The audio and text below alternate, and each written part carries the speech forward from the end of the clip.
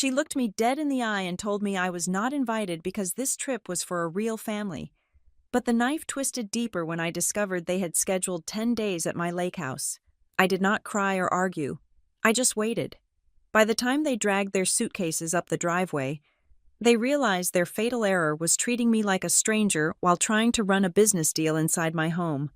My name is Lydia Murphy, and the moment I stopped loving my father was quieter than a falling leaf. It did not happen with a scream or a slammed door. It happened with a sentence spoken by his wife, Marla, and sealed by his absolute, suffocating silence. I heard the phrase real family and I knew that something inside me had finally died. It was the death of hope, the death of the pitiful, childish part of me that was still waiting for Gordon Murphy to look at me and see his daughter, rather than an obligation he had kept around out of habit. Now, standing in the dim light of the living room in my lake house, I watched through the wooden slats of the blinds. A large, polished SUV crunched over the gravel of the driveway. Dust billowed up against the deep greens of the Michigan pines. I could hear the engine cut out. I could hear the heavy thud of car doors closing. Then came the laughter. It was Marla's laugh. It was a high, practiced sound, something she wore like jewelry to convince the world she was happy. It was the sound of a woman who believed she had won. She was walking toward the front porch, her heels clicking on the stone path that I had weeded myself just 2 weeks ago. My father was behind her, dragging 2 large suitcases, his shoulders hunched in that familiar posture of non-confrontation. Behind them trailed my stepsisters, Peyton and Sloane, looking at their phones, acting as if the majestic view of Deepwater Lake was nothing more than a backdrop for a selfie. They thought the house was empty. They thought I was back in the city, nursing my wounds, accepting my exclusion like a good, obedient girl. I looked down at my hand. My fingers were curled tight around a heavy brass ring. On it were 3 keys. They were shiny, gold, and brand new. The metal was still cool against my palm. I am a compliance officer at Brightstone Compliance Group. My entire career is built on the understanding of rules, regulations, and the fine print that people like Marla ignore because they think charm is a currency that buys permission. It is not. I do not exact revenge with scenes. I do not throw wine in faces. I do not scream until my throat is raw. I destroy people with paperwork. The air in the house smelled of cedar and old paper, a scent that had not changed in the 20 years since my aunt owned this place.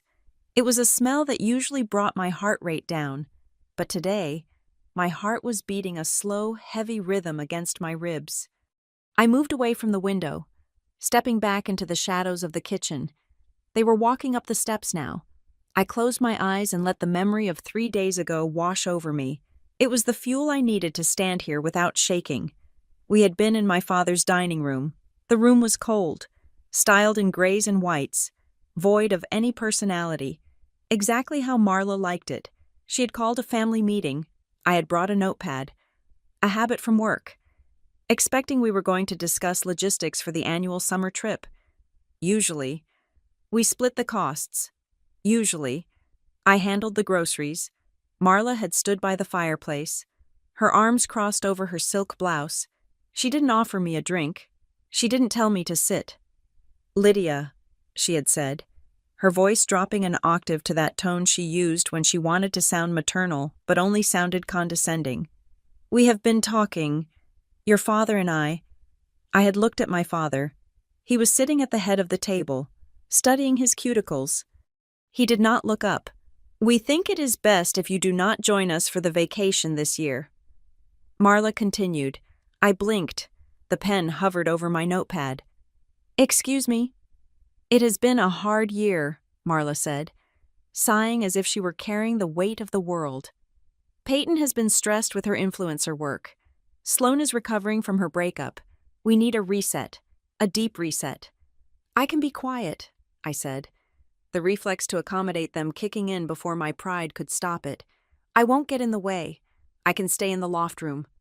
Marla smiled, but it didn't reach her eyes. It never did. "No, Lydia, you don't understand. We need to bond. Just us." And then she delivered the line. the line that was currently echoing in my head as I stood in the dark kitchen of my own house. "This trip is for a real family," she said.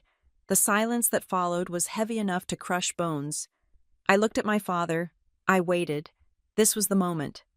This was the moment in every movie where the parent stands up and says, "That is enough." This was the moment where he should have said, "Lydia is my daughter, and she is this family." Gordon Murphy sat there. He picked at a loose thread on his sweater. He took a breath, and for a second, I thought he would speak. But he just let the air out of his lungs and remained silent. His silence was an agreement. It was a signature on the contract of my abandonment. "But," Marla added, her voice brightening as if she were offering me a treat, "we will still be using the lake house. It is the only place that offers the privacy we need. You understand? Right? You can go up there some other weekend, maybe in October when it gets chilly." They were kicking me out of the vacation, but they were keeping my house. I had simply nodded. I had closed my notebook. I had walked out of their house, gotten into my car, and driven until my hands stopped shaking. But Marla had made a mistake. She had underestimated the very thing she mocked me for my attention to detail. Yesterday morning, a notification popped up on my phone. It was an email. My email address is just my first and last name. No numbers, no dots. It is easy to remember. Marla, in her haste, or perhaps her arrogance, had seemingly used my email address as the contact point for a confirmation, or perhaps the autofill on the family computer had betrayed her. Subject deposit confirmation. Lakefront venue. I had frowned, tapping the screen. I hadn't rented the house out. The lake house wasn't a rental property. It was my home. It was the place my aunt left specifically to me, creating a trust that bypassed my father entirely because she knew even back then that he would let a new wife strip mine our history for parts. I opened the email. It wasn't just a confirmation for a family stay. It was a receipt for a deposit from a wellness retreat organizer. "Thank you for securing the Deepwater Lake Estate for the Soul O Spirit Influencer Weekend. We have locked the dates for 10 days as discussed. The balance of $5,000 will be paid upon arrival to the host." I sat in my office chair, the glow of the monitor illuminating the sudden realization. They weren't just going on vacation. They weren't just excluding me from family time. They were selling my house. They were using my property, my sanctuary, to host a commercial event, likely to fund Peyton's failing lifestyle or Marla's shopping habits. They were going to pretend it was their estate, pocket the money, and leave me to clean up the mess. That was the moment the sadness evaporated. That was the moment the cold clarity set in. I took the rest of the week off work. I drove 4 hours north to Michigan. I arrived 18 hours before them. The first thing I did was call a locksmith. "I need every cylinder changed," I told the man, a local named Miller who had known my aunt. "Front door, back door, garage, boathouse, everything." "Lost your keys?"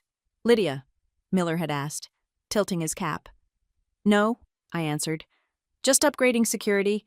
There are a lot of opportunists out there these days." I paid him $300 in cash. I watched him work. When he handed me the new keys, I felt a surge of power that was almost intoxicating. Now. I stood in the kitchen.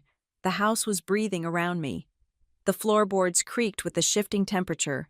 The wind off the lake whistled softly through the screen of the back porch.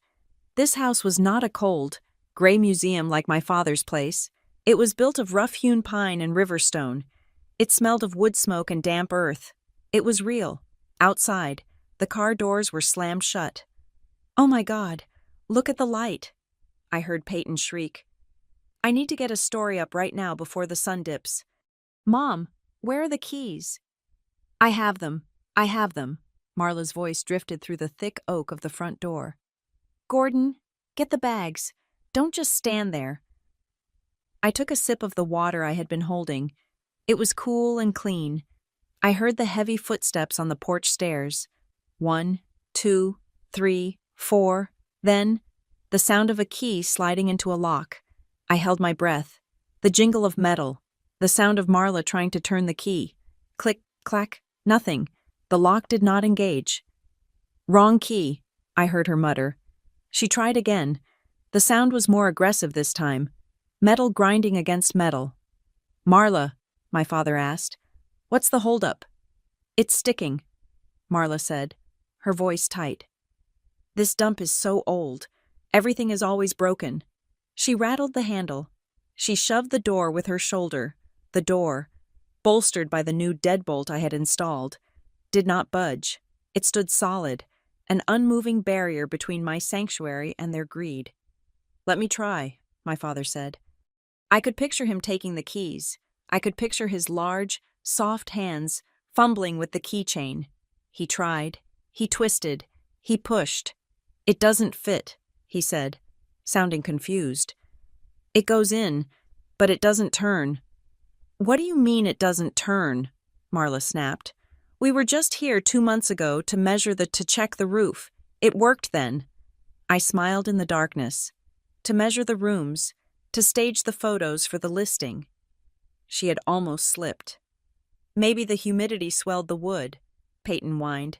"Mom, I have to pee. Seriously." "Go around the back," Marla commanded. "The sliding door on the deck, the lock on that, is basically a suggestion." I moved silently through the kitchen, my socks sliding over the hardwood. I reached the back of the house just as I heard heavy boots stomping onto the wooden deck. I had placed a steel security bar in the track of the sliding glass door. I had also engaged the new footlock I installed yesterday. Marla was at the glass now. She cupped her hands around her eyes, peering in. The afternoon sun was reflecting off the glass, making it hard for her to see deep into the room, but I could see her perfectly. Her face was distorted by frustration, her makeup settling into the lines around her mouth. She grabbed the handle and yanked. The door stayed firm. "It's locked too," she screamed. "Gordon, the back is locked." "That's impossible," my father called out from the front yard.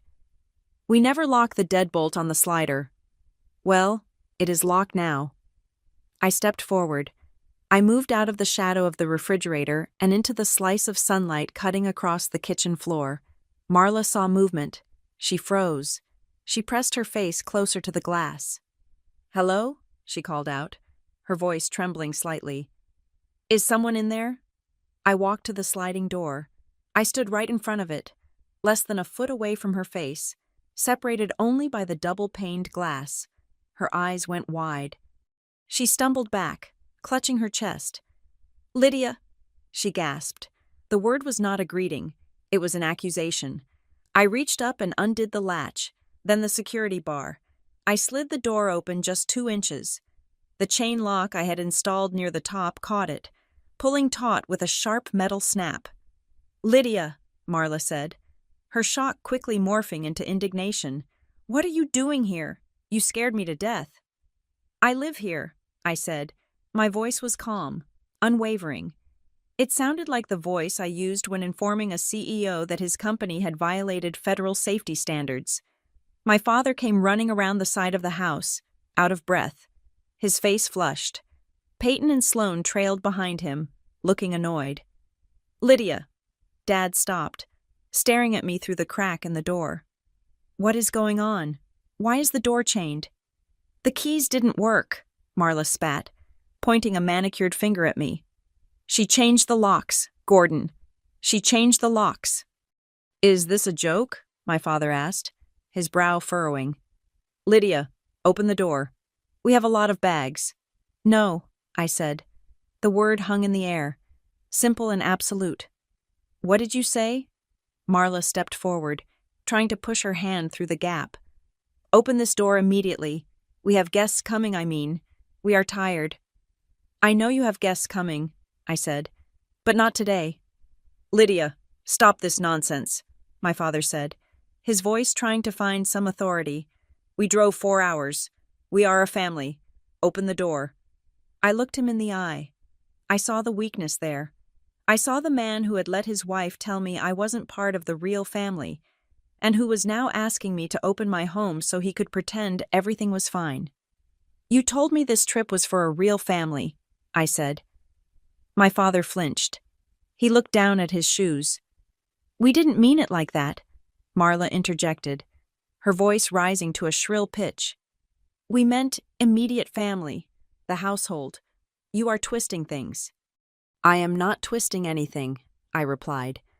I am clarifying. You said I wasn't going on vacation with you. I accepted that. So, I came to my house to enjoy my own time. Your house. Marla laughed. A sharp, barking sound. This is a family asset. Lydia, don't be selfish. It is in my name, I said. My aunt left it to me. The deed is in my safe. The taxes are paid from my account. It is my house. Gordon, do something, Marla shrieked.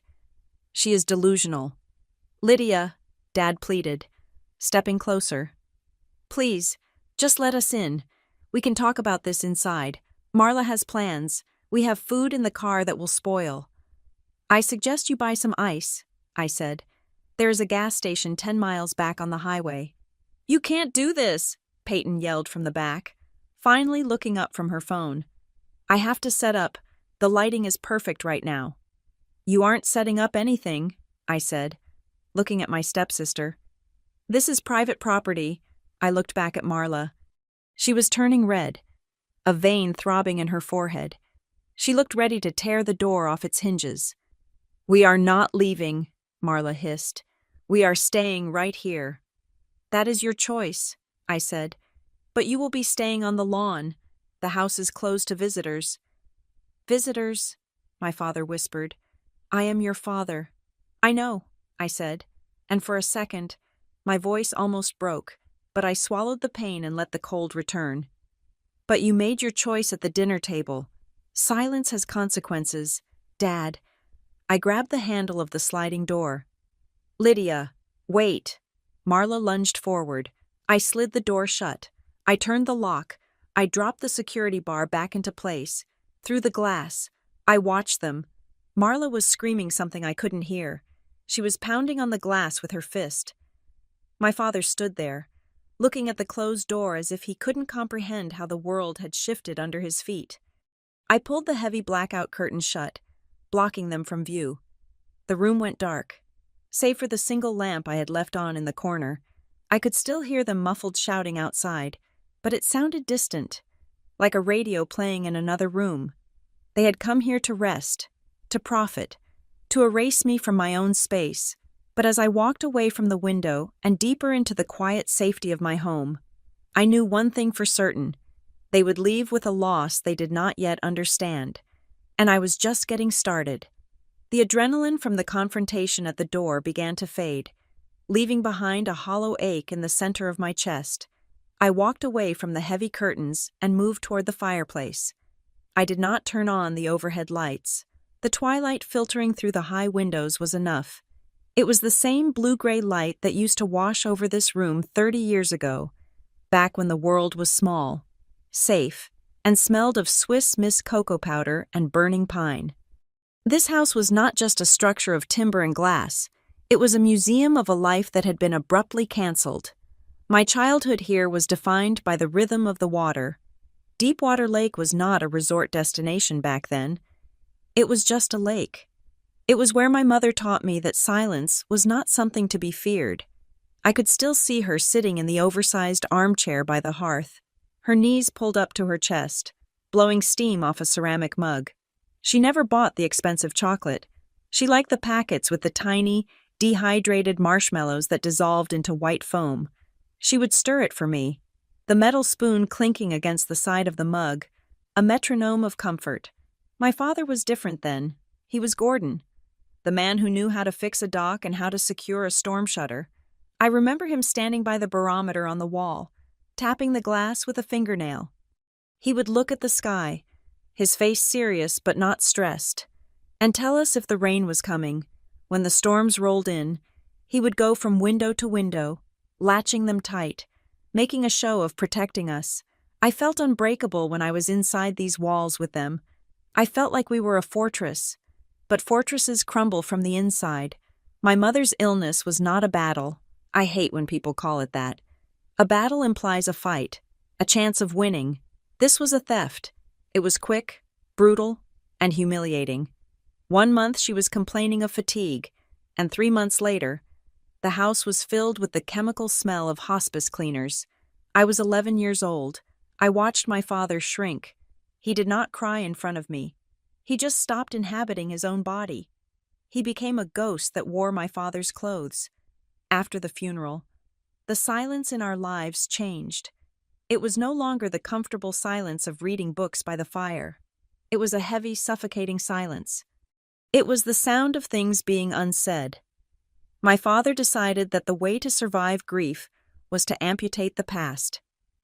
He packed up her clothes in black garbage bags on a Tuesday morning while I was at school. He repainted the living room from a warm yellow to a sterile beige, and he stopped talking about the lake. For 2 years. We did not come here. The house sat empty, collecting dust and dead flies in the window tracks. I would ask about it, and he would look through me, focusing on a spot on the wall behind my head, and say that we were too busy. He was trying to erase the map of his pain, but he was erasing my history in the process. Then came Marla. Marla Hensley met my father at a conference in Chicago. She was everything our life currently was not. She was organized, vibrant, and aggressively present. She did not walk into a room, she curated it. She wore structured blazers and laughed at the right volume. When she looked at my father, she didn't see a widower. She saw a project. She saw a man who needed better ties, a better haircut, and a better narrative. They were married 10 months after they met. I stood at the altar in a dress Marla had chosen, a shade of peach that made me look jaundiced, and forced a smile. I wanted my father to be happy. I really did. But even then, at 14, I realized that Marla's version of happiness required a certain amount of editing. She was never cruel to me. That would have been easier to handle. Cruelty you can fight. You can scream at cruelty. Marla was polite. She was appropriately maternal in public. She remembered my birthday with gift cards to stores I never shopped at, but she treated me like a piece of furniture that came with the marriage, something slightly out of style that she couldn't quite throw away. So she just worked around it. She brought her own daughters, Peyton and Sloane. They were a year apart in age, a united front of blonde hair and shared giggles. They weren't evil stepsisters from a fairy tale. They didn't lock me in the attic. They just occupied all the space. They filled the bathroom with their products. They filled the air with their inside jokes. They filled my father's time with their volleyball games and dance recitals. I became the observer. I learned to make myself small. I learned that if I didn't make noise, I wouldn't be corrected. This survival mechanism followed me into adulthood. I became a compliance officer because it suited the person Marla and my father had shaped. My job is to read the rules, identify the risks, and ensure that nothing goes wrong. I spend my days looking for cracks in the foundation of corporate structures. I am good at it because I have spent 20 years anticipating disaster. I learned to swallow my opinions. I learned to nod when Marla suggested that perhaps I shouldn't wear red because it was too aggressive. I learned to say thank you when my father forgot to call me for 3 weeks at a time. I was the dull, dependable Lydia, the one who didn't need attention, the one who was fine. But they forgot about Aunt Sarah. Sarah was my mother's older sister. She was a woman made of iron and cigarette smoke, who never married and never suffered fools. She saw what was happening. She saw my father drifting away, reshaping himself to fit into Marla's perfectly curated world. She saw me disappearing. When Aunt Sarah died 4 years ago, everyone assumed her estate would go to my father, or perhaps be split among the family. Marla had already started talking about how they could renovate Sarah's cottage, maybe sell it to fund a pool for their main house. I will never forget the day the lawyer read the will. We were in a conference room with a long mahogany table. Marla was holding my father's hand, her face composed in a mask of solemnity. The lawyer, a man named Mr. Henderson, who had known my mother, slid a thick document across the table. "The lake property at Deepwater," he had said, his voice gravelly, "along with the maintenance trust, is left in its entirety to Lydia Marie Murphy." The room had gone silent. "Excuse me," Marla had said, her poise cracking for a fraction of a second. "I think you mean the family." "No," Mr. Henderson had replied, looking over his spectacles. "I mean Lydia. Sarah was very specific. The deed is to be transferred to Lydia's name solely. It is not marital property. It is not part of Gordon's estate." My father had blinked, looking at me as if seeing me for the first time in years. "Lydia, but she can't manage a property like that. The trust covers the taxes and upkeep for 10 years, the lawyer said. She can manage it fine." Marla had tried to smile, but it looked like she had bitten into a lemon. "Well, that is generous. Of course, we will help her decide what to do with it. It is a big responsibility." I hadn't said a word. I just signed the papers. My hand didn't shake. I didn't keep the house because of the real estate value. I didn't keep it because I wanted a vacation home. I kept it because it was the only place left in the world that Marla hadn't touched. It was a time capsule. When I walked through the front door, the smell of the cedar took me back to being 7 years old. The scratches on the floorboards were from my dog, Buster. The height chart penciled onto the pantry door frame still stopped at age 11, the year Mom died. If I sold it, or if I let them renovate it, I would lose the last proof that we had been a family before Marla. I would lose the proof that my father used to be a man who closed windows against the storm, rather than a man who hid behind his wife. The conflict started slowly, like water seeping into a basement. At first, Marla acted like the ownership was a technicality. She would call me and say, "We are thinking of going up to the family lake house this weekend." I would correct her gently. "You mean my house?" She would laugh. That light, dismissive tinkling sound. "Oh, Lydia, you are so formal. You know what I mean. It's for all of us." She started buying things for the house without asking. A set of beige towels, a generic landscape painting to replace the weird, abstract watercolor my mother had done. I would arrive at the house and find these items, foreign invaders in my sanctuary. I would pack them up and put them in the garage, restoring the room to exactly how it was. Marla never confronted me directly about the moved items. She just bought more. It was a cold war of interior design. My stepsisters treated the house with the same casual entitlement they treated everything else. They would ask for the keys so they could host a chill weekend with their friends. When I said no, they would look at me with wide, confused eyes, as if I were speaking a foreign language. "But you aren't using it," Peyton would say. "Why do you care? We will clean up." They didn't understand. They saw a venue. I saw a shrine. They started calling me the keeper of the crypt behind my back. I knew this because Sloane had accidentally sent a text to me that was meant for her boyfriend. "Going to ask the keeper if we can use the lake for the 4th of July. Prob say no because she is miserable." I hadn't replied. I just deleted the message. My father remained neutral.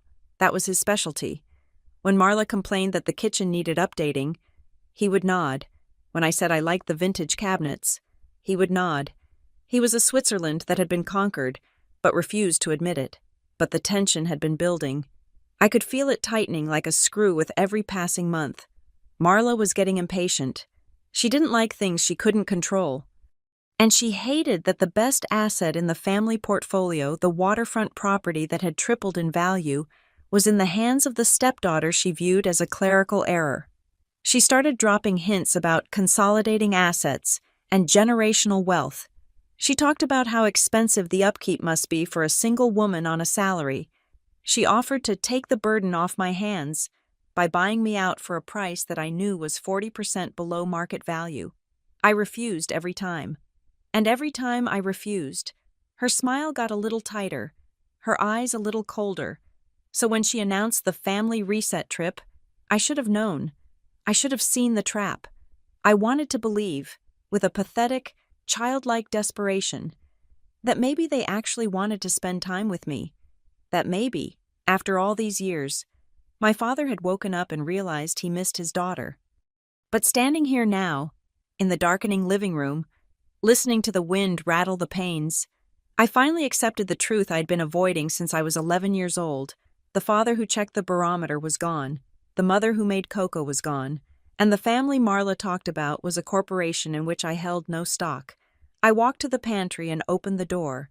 The pencil marks were still there. Lydia, age 10, Lydia, age 11. I ran my finger over the graphite. "Get out of my house," I whispered to the empty room. I wasn't speaking to the people outside. I was speaking to the memories of them. I was evicting the hope that they would ever be who I needed them to be. I turned away from the pantry. My phone buzzed in my pocket. I ignored it. I knew who it was. I knew what was coming next. They thought this was a misunderstanding. They thought they could bully or charm their way past the deadbolt. They didn't know that the girl who used to be afraid of making noise had grown up into a woman who knew exactly how to use the law as a weapon. I went to the kitchen drawer where I kept the local contacts. I pulled out a business card I had pinned there years ago, just in case. Robert Vance, attorney at law. I placed the card on the counter. The game had changed. They wanted a commercial transaction. Fine. I would give them the most expensive transaction of their lives. To understand how I ended up locking my own father out of the house, you have to understand the weeks leading up to that moment. You have to understand the sheer amount of labor I poured into a disaster I did not see coming. It started 6 weeks before the 4th of July. We were at a brunch that Marla had insisted upon. A Sunday affair with overpriced eggs and mimosas that nobody actually wanted to drink. "We need a reset," Marla had announced, placing her hand over my father's hand on the table. She looked at me, her eyes wide and shimmering with what I desperately wanted to believe was sincerity. "We have all been so busy. Peyton with her career, Sloan with school, Gordon with the firm, and you, Lydia. You are always working. We are a family of strangers living in the same zip code. It is tragic." I had nodded, feeling a lump in my throat. I was 31 years old, yet the prospect of being included, of being seen as an essential part of the unit, still had the power to disarm me completely. "I propose a trip," Marla continued. 10 days, up at the lake, just us, no distractions, no work, just family dinners, board games, and reconnecting, a real reset. My father had smiled at me, a genuine, hopeful smile. "That sounds wonderful, doesn't it, Lydia? We haven't done a long stay at the lake in years." "I would love that," I had said, and I meant it. I was so hungry for that connection that I ignored the fact that Marla had never liked the lake house. She had always complained about the bugs, the humidity, and the lack of cell service. But people change. I told myself, maybe she was trying. I took the lead.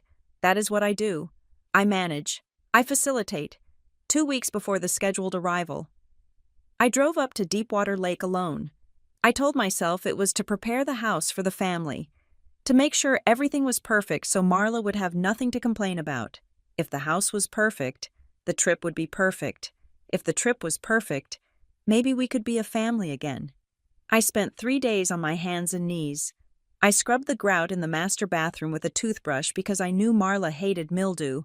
I climbed a ladder to dust the ceiling fans that hadn't been touched since last summer. I went into the crawl space, a place filled with spider webs, and the damp smell of earth to check the pressure on the water heater because I knew Peyton took 40-minute showers and would throw a fit if the water ran cold.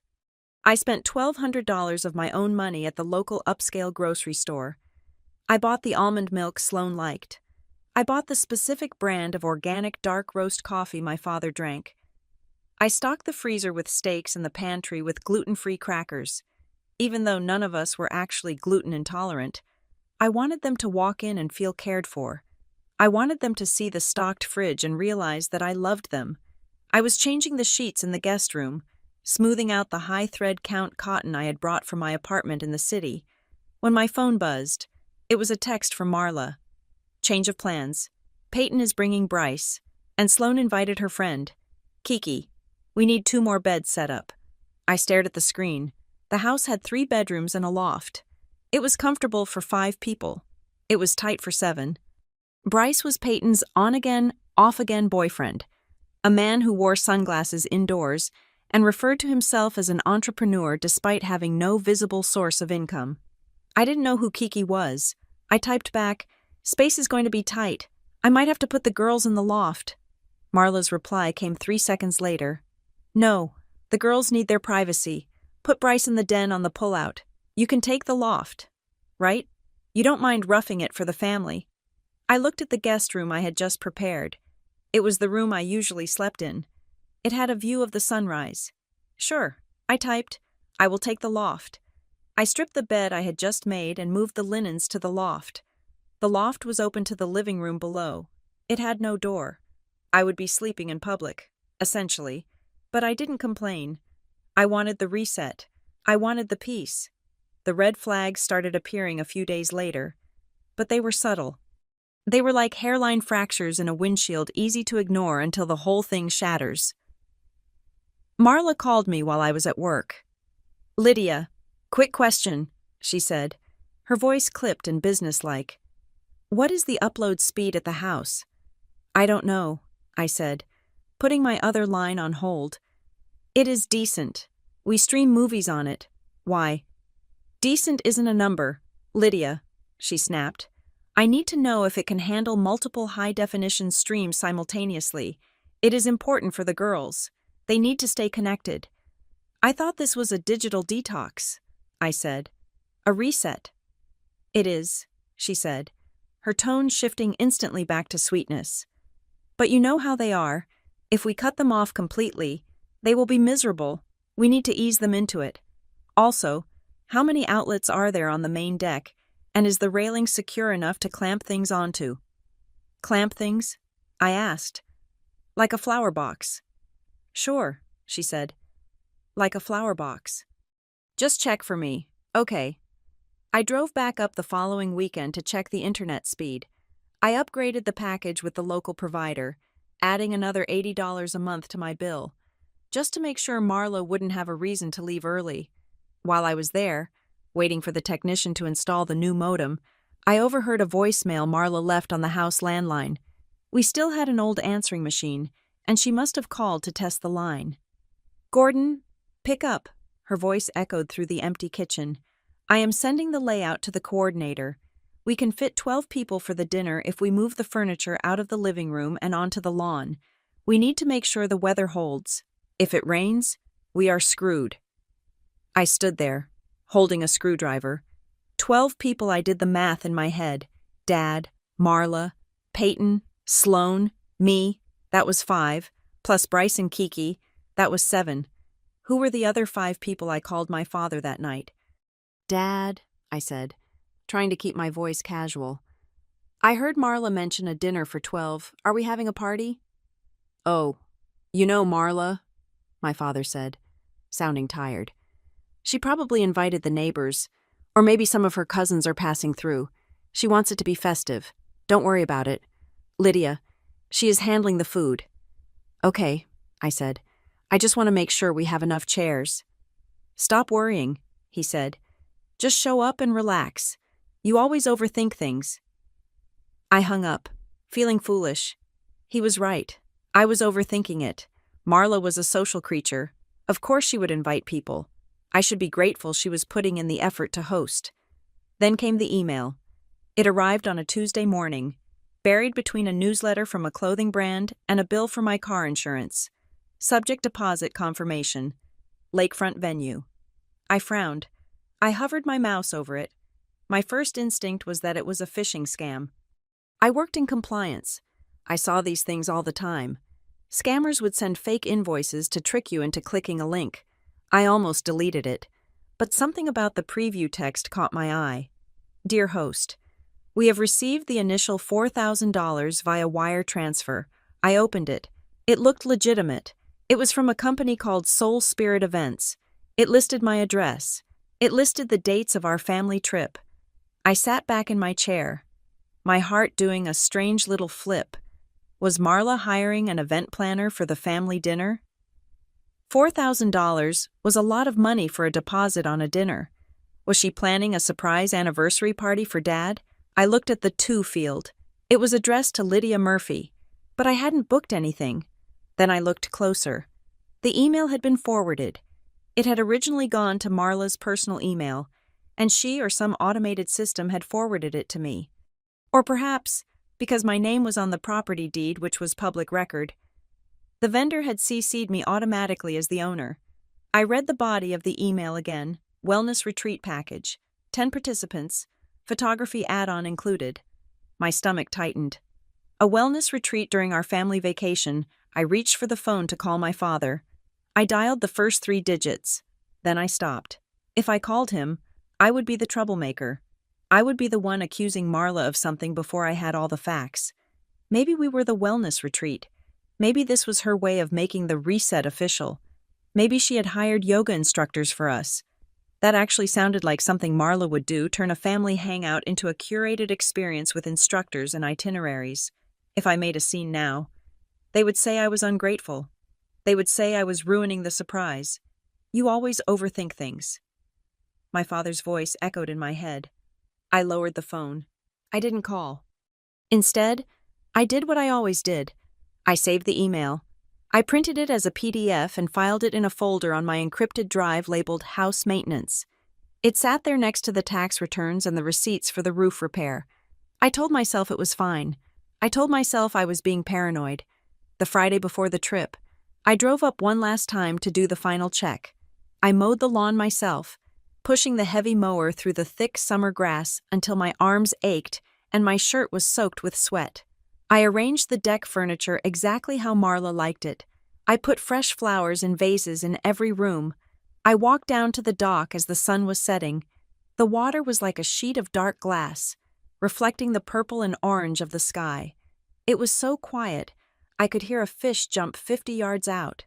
I stood there, looking back at the house. The windows were gleaming. The flower boxes were full of bright geraniums. It looked perfect. It looked like the home I had always wanted. But as I stood there, a cold shiver ran down my spine that had nothing to do with the evening breeze. I felt a sudden, crushing weight in my chest. I felt like I was standing in a room where a crime was about to be committed, but I was the only one who could see the weapon. I had prepared the house for a family that didn't exist. I had polished the floorboards for people who would walk all over me. I looked down at the water, dark and deep. Please, I whispered to the lake, a prayer to the only thing that had ever really kept my secrets. Please let me be wrong. I wasn't wrong. I was just blind. And I was about to wake up, the Tuesday before the trip. My phone rang at exactly 2 p.m. It was my father. Lydia, he said, his voice carrying that forced casualness that usually preceded bad news or a request for money. Can you swing by the house tonight? Around 7. Marla and I want to go over some final details for the lake trip. Of course, I said, immediately reaching for my calendar to block out the time. I have the grocery list drafted, and I wanted to check if Peyton is still eating keto or if that ended last week. Just come over, he said. We will talk then. I arrived at 6:55. Punctuality is a vice of mine, one that Marla always found annoying because it made her own chronic lateness look bad. I parked my sedan next to my father's pristine SUV and Marla's convertible. The house, a sprawling modern construction in a gated community, looked like a magazine spread. It was beautiful, expensive, and completely devoid of warmth. I walked to the front door with my leather-bound notebook tucked under my arm. Inside that notebook, I had organized everything.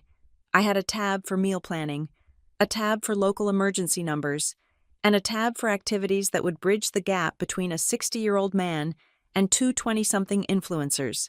I had spent hours on it. I was ready to be the perfect daughter, the perfect host, the perfect peacemaker. I keyed in the code and let myself in. The house smelled of vanilla and harsh cleaning agents. We are in the dining room, Marla's voice floated down the hallway. I walked in. The dining table was a slab of gray marble that looked like a tombstone. My father was sitting at the head of the table, his hands clasped in front of him, staring at a small smudge on the polished surface. Marla was standing by the fireplace, leaning against the mantel with a glass of white wine in her hand. She wasn't smiling. Hi, I said, setting my notebook down on the table. The sound echoed in the quiet room. I brought the itinerary.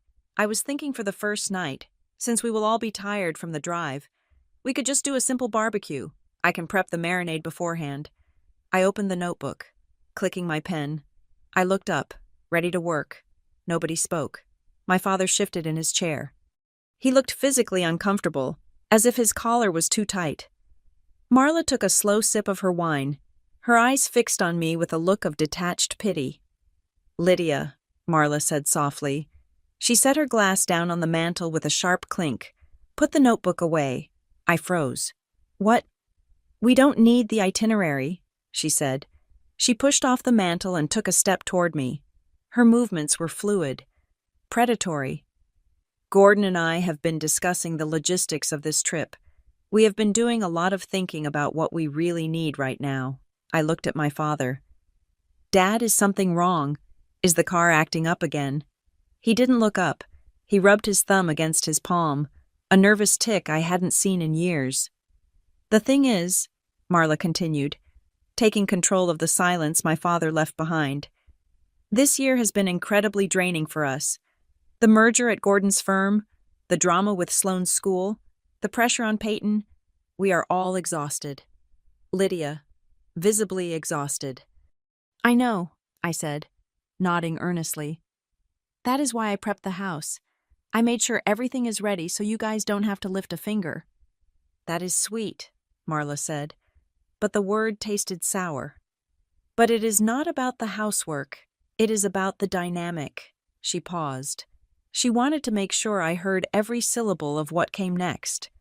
"We have decided that it is best if you do not come with us this time." The air left the room. It felt as if a window had been blown out, sucking all the oxygen into the vacuum. My hand was still gripping my pen. I stared at her, waiting for the punchline, waiting for the laugh. "I don't understand," I said. My voice sounded small, like a child's. "I am driving up separately. I have my own room. I won't be in the way." "It is not about space," Marla said, her voice dropping to a whisper that was supposed to sound gentle, but felt like a scalpel. "It is about connection. The girls, they feel intimidated when you are around. You are so rigid, Lydia. You are always watching, always judging. They can't relax. And Gordon, well, he feels torn. He spends the whole time trying to make sure you are okay, and he can't focus on his wife." I looked at my father. He was still staring at the table. "Dad," I asked, "is that true? Do you feel torn?" He sighed. A long, ragged exhale. "Lydia, honey, it is just 10 days. It is not a big deal. Marla thinks we think it might be good to have just the immediate unit, to bond." "The immediate unit," I repeated. The words felt like stones in my mouth. "Yes," Marla said, nodding as if I had finally solved a difficult math problem. "This trip is for a real family." Time stopped. I looked at Marla. She wasn't angry. She wasn't yelling. She looked calm. She looked like a woman who had just stated a fact as indisputable as gravity. To her, I was not family. I was a biological remnant of a previous administration. I was an appendix useless, occasionally irritating, and easily removed. I looked at my father. This was the moment. This was the moment where he was supposed to slam his hand on the table. This was the moment he was supposed to say, "How dare you talk to my daughter like that?" This was the moment he was supposed to stand up and walk out with me. I watched him. I watched his gray hair, thinning at the temples. I watched the way his shoulders slumped.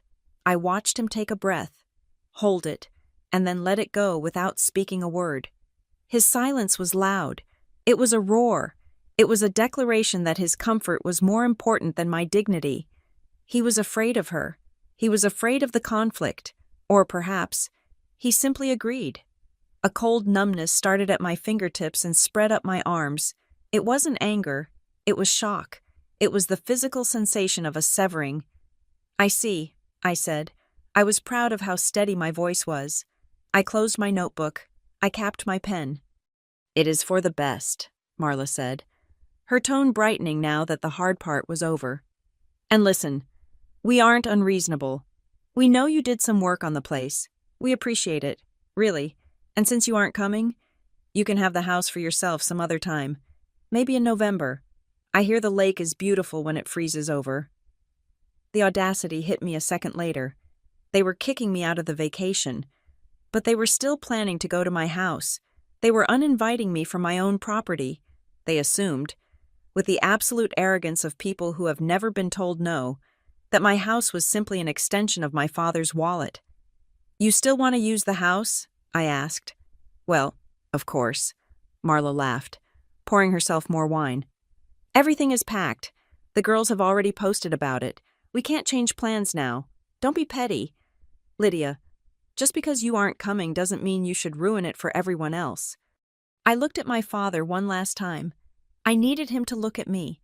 I needed him to see the damage he was doing. "Dad," I said, "do you agree with this? Do you agree that I am not part of this family?" He finally looked up.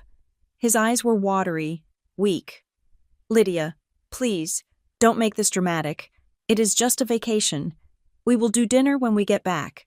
Just let us have this." He didn't say no. He didn't deny it. He just wanted me to be quiet. He wanted me to disappear so he could enjoy his lake view without the guilt of my presence. "Okay," I said. I picked up my notebook. "Okay," Marla asked, pausing with the wine bottle in midair. "So we are good. You will leave the keys under the mat like usual." "I understand where I stand," I said. "Have a safe drive." I turned and walked out. I didn't slam the door. I closed it softly, listening to the latch click into place. It sounded like the closing of a book. I walked to my car. My legs felt heavy, like I was wading through deep water. I got in, started the engine, and drove out of the gated community. I kept it together until I hit the interstate. Then, the shaking started. It wasn't a tremble. It was a vibration that rattled my teeth. I had to pull over onto the shoulder. I gripped the steering wheel so hard my knuckles turned white. I didn't cry. I couldn't cry. The hurt was too deep for tears. It was a dry, scorching heat in my chest. Real family. The words looped in my head. I sat there on the side of the highway for 20 minutes, watching the red taillights of the cars rushing past. They were all going somewhere. They all had places to be. I had nowhere. The house I had spent weeks preparing was forbidden to me. The father I had spent 30 years trying to please had just erased me. But then, the shaking stopped. The heat in my chest cooled into something hard and sharp. I merged back onto the highway and drove straight to my apartment. I didn't turn on the lights when I got inside. I walked straight to my home office. I unlocked the fireproof safe in the closet. I pulled out a thick manila envelope. It smelled of old paper. I sat at my desk and turned on the small reading lamp. I laid the documents out. Last will and testament of Sarah Marie Jenkins. Deed of transfer. Property title, 4402, Deepwater Lane. I read them. I read every line. I traced the legal descriptions of the property boundaries. I read the clauses about ownership to Lydia Marie Murphy, solely and absolutely. There were no conditions. There were no clauses granting usage rights to Gordon Murphy. There was no mention of a family trust. There was no loophole that allowed a stepmother to commandeer the premises for a wellness retreat. I was the owner. The realization washed over me, cleansing the shame of the dinner table. They had made a fatal calculation. They assumed that because I was quiet, I was weak. They assumed that because I sought their approval, I had no power. They assumed that the dynamic in our family where Marla ruled and Gordon obeyed applied to the rest of the world. But the law does not care about family dynamics. The law cares about names on paper, and on this paper, their names did not exist.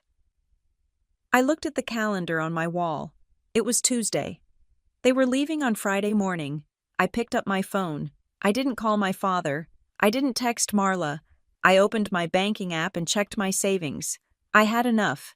If I wasn't family, then I was a stranger. And strangers do not let other strangers vacation in their homes for free. Strangers do not host parties for people who insult them. I ran my hand over the deed one last time. The paper felt cool and smooth. "You want a real family trip?" I whispered to the empty room. "Fine, go find a hotel." I closed the file. The sadness was gone. The shock was gone. All that was left was the plan. I arrived at Deepwater Lake at 10 in the morning on Thursday, exactly 24 hours before the invasion was scheduled to begin. I drove a rental car, a nondescript silver sedan. just in case anyone in the family was tracking my vehicle's location via some shared app I had forgotten to disable. I parked around the back, hidden by the density of the spruce trees. The silence of the lake usually brought me peace, but today it felt like the quiet before a demolition. I did not unpack. I did not make coffee. I went straight to work. My first call was to Miller, the locksmith. He arrived within 45 minutes, his van crunching heavily over the gravel. "You are early this year, Lydia," Miller said, eyeing my grim expression as he hauled his toolbox onto the porch. "I need a full perimeter reset." "Miller," I said, "I want the front door, the backslider, the side entry, and the boathouse rekeyed, and I need you to wipe the memory on the garage keypad and set a new code." Miller paused, a key blank in his hand. "Did you lose a master set?" "No," I said, handing him the bottle of water I had brought out. "I just realized that too many people have copies. I need to be the only one who can get in." He didn't ask any more questions. He went to work. The sound of the drill whining against the wood and the sharp clack-clack of tumblers being replaced was the most satisfying music I had heard in years. While he worked on the doors, I went to the garage. The keypad was old. The numbers faded from years of use. The code was 4402, the street address. My father had said it because it was the only number he could remember. It was the first thing a burglar would guess. It was definitely the first thing Marla would try. I reset it to a random 6-digit string generated by my password manager. By the time Miller was finished, the house was a fortress. I paid him $350 in cash, tipping him an extra $50 for the speed. "If anyone calls you," I told him as he packed up, "anyone claiming to be my dad or his wife, saying they are locked out, you don't know anything. You haven't been here." Miller tipped his cap. "I have been fishing all week, ma'am. Haven't seen a soul." Once he was gone, I moved to Phase 2 surveillance. I had purchased a set of wireless, battery-operated security cameras. They were expensive, high definition, and connected directly to a cloud server via a mobile hotspot I had brought with me. I spent the next 2 hours on a ladder. I mounted one above the driveway, angled to capture license plates. I mounted one above the front door, one covering the back deck, and one hidden in the eaves of the boathouse. I synced them to my phone. The screen flickered to life, showing me 4 crisp, wide-angle views of my property. I could see the dust motes dancing in the driveway. I could see the ripples on the water. Then, I walked to the edge of the property line, where the driveway met the main road. I took a hammer and drove a metal stake into the soft earth. I bolted a sign to it. "Private property, no trespassing, video surveillance in use." It was not a friendly wooden sign with hand-painted letters. It was an industrial aluminum sign, red and white, reflective and legally binding. In Michigan, posting these signs removes any ambiguity about implied consent for entry.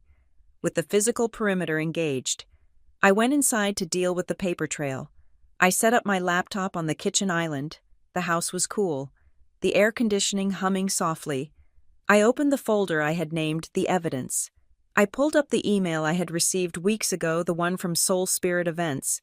I had avoided looking too closely at it before, perhaps out of denial, but now, I engaged my professional brain. I read it not as a daughter, but as a compliance officer investigating a breach. "Dear host, we are thrilled to confirm the 10-day retreat. As discussed, the deposit covers the exclusive use of the property, including the main house, the dock, and the surrounding grounds for our yoga sessions and content creation workshops." I scrolled down to the attached contract. It was a PDF. I opened it. The document was standard for a commercial venue rental. It outlined liability insurance, noise ordinances, and cancellation policies. But when I reached the signature page, my blood ran cold. The property owner was listed as Lydia Murphy. The contact email was my personal email, but the signature at the bottom, a digital scrawl generated by an e-signing platform, read Lydia Murphy. I had never signed this. I looked at the date stamp. It was signed 3 weeks ago, on a Tuesday morning at 10 o'clock. I was in a quarterly budget meeting at that time. I physically could not have signed it. Marla hadn't just booked a retreat at my house. She had impersonated me. She had used my name to enter into a commercial contract, and then I saw the kicker. I saw the clause that made my hands shake with a cold, hard rage. Clause 14. Liability and indemnification, the property owner. Lydia Murphy agrees to assume full responsibility for any injuries, accidents, or theft occurring on the premises during the event. The organizer's soul spirit is held harmless. Marla had waived the organizer's liability. If one of these influencers slipped on the dock and broke a neck, they wouldn't sue the yoga company. They wouldn't sue Marla. They would sue me.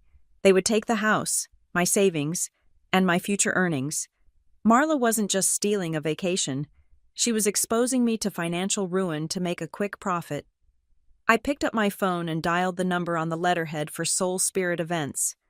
Soul and Spirit, this is Jessica speaking. A chirpy voice answered. Hi, Jessica, I said, keeping my voice level. This is a call regarding the Deepwater Lake venue booking for this weekend. Oh, yes, we are so excited. The team is packing up the vans right now. Is this Marla? No, I said. This is Lydia Murphy, the owner. Oh, hi Lydia. Marla told us you might call. She said you are handling the on-site logistics. We really appreciate you opening up your home. It is so rare to find a waterfront property that allows commercial filming. I am just reviewing the file, I said, my pen hovering over my notepad. I see a signature here on the contract. Can you tell me what email address was used to verify the DocuSign envelope? Let me check, Jessica said. I heard typing. It looks like, oh, that is weird. It was sent to Marla Hensley. Design, wait, no. The contract was sent there, but the signature authority was listed as you. So the email that received the link to sign was Marla's email, I asked. Yes, Jessica said.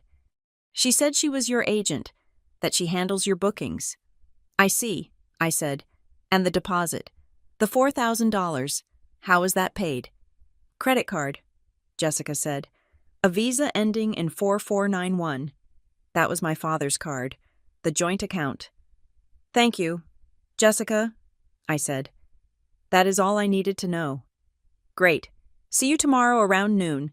The catering truck is arriving first. We will see, I said. I hung up. I did not cancel the event. If I canceled it now, over the phone, Marla would just spin a story. She would tell my father I was being difficult. She would tell the company there was a misunderstanding. No, I needed them to arrive. I needed the sheriff to see the vans. I needed the fraud to be physical, tangible, and undeniable. I grabbed my keys and drove into town, to the small office building that housed the only law firm in Cedar Hollow. Robert Vance was a man in his 60s who wore suspenders without irony and had a mind like a steel trap. He had handled my aunt's estate. He knew the history. I sat in his leather chair, the air conditioning rattling in the window unit, and laid everything out. The deed, the email, the forged contract, the text messages where Marla told me I wasn't allowed to come. Robert read them in silence. He adjusted his glasses. He looked at the contract again. This is fraud. Lydia, he said, his voice grave.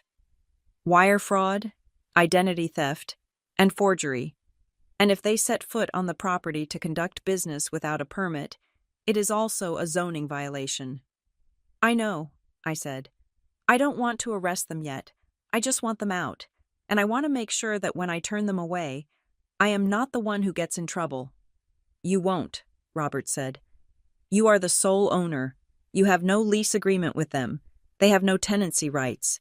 They are guests who have had their invitation revoked. If they refuse to leave, it is criminal trespassing. He drafted a letter for me right there. It was a formal notice of no trespass. He printed it on heavy bond paper and embossed it with his seal. Keep this in your hand, Robert instructed.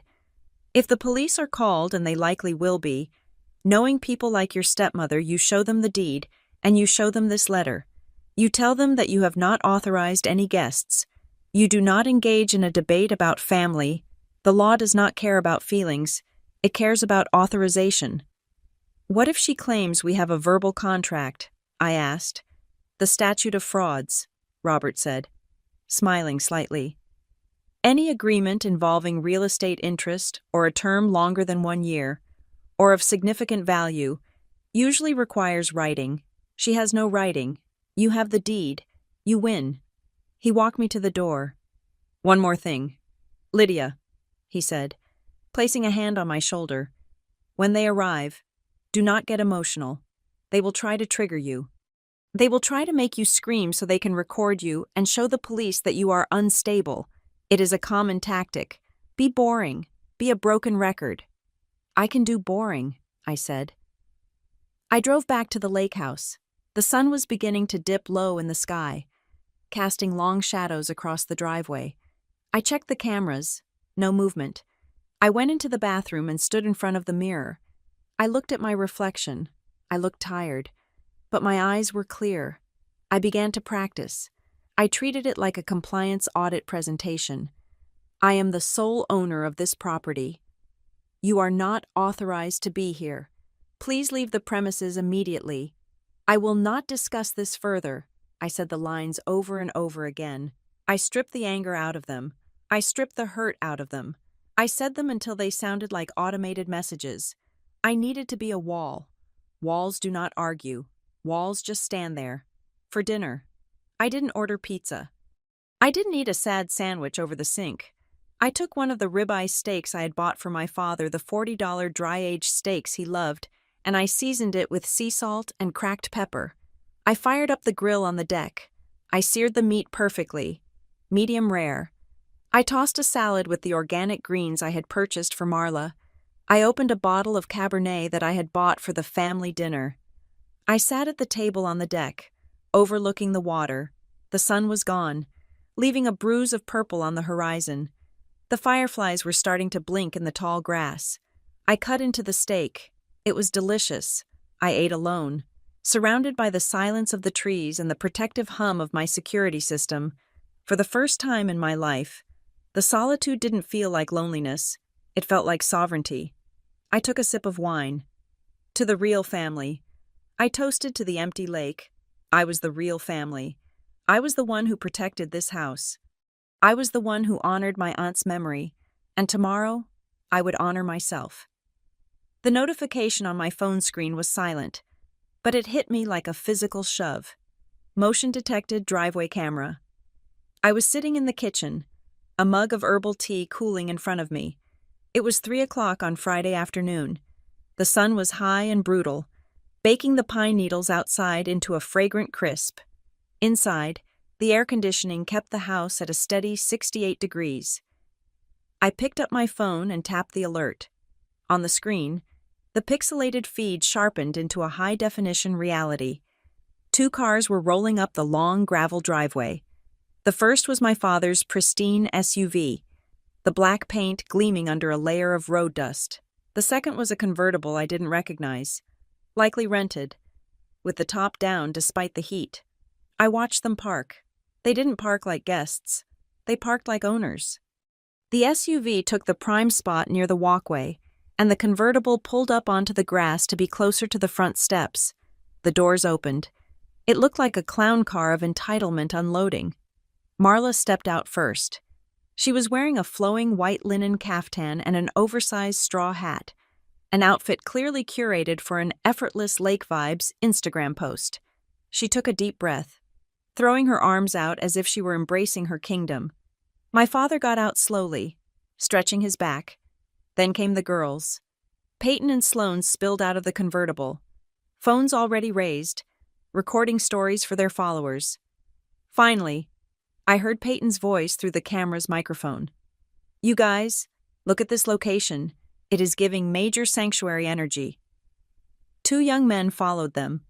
One was Bryce, Peyton's boyfriend, who was already shirtless and carrying a cooler. The other, I assumed, was Sloane's friend or partner, a lanky guy with a camera bag slung over his shoulder. They began to unload. It wasn't just suitcases, it was equipment, tripods, ring lights, yoga mats, cases of sparkling water, and what looked like professional catering warming trays. They weren't here to relax. They were here to work. They were here to extract value from my property. I stood up and walked to the hallway. I didn't go to the window. I didn't need to. I knew exactly where they were going. I heard their footsteps on the wooden porch stairs, the heavy thud of the cooler being set down, the chatter of excitement. "Okay, Gordon, give me the keys," Marla said. Her voice was muffled by the thick oak of the front door, but clear enough. "I want to get the fridge stocked before the crew gets here." "I have them right here," my father said. I leaned against the wall in the hallway. Crossing my arms, I waited. There was the familiar jingle of the keychain, then the sound of metal sliding into the lock. Scritch-scratch, silence. "Jiggle it," Marla said. Clack, clack, clack. "I am jiggling it," my father said, sounding irritated. "It is stiff." "Let me do it," Marla said. I heard the keys change hands.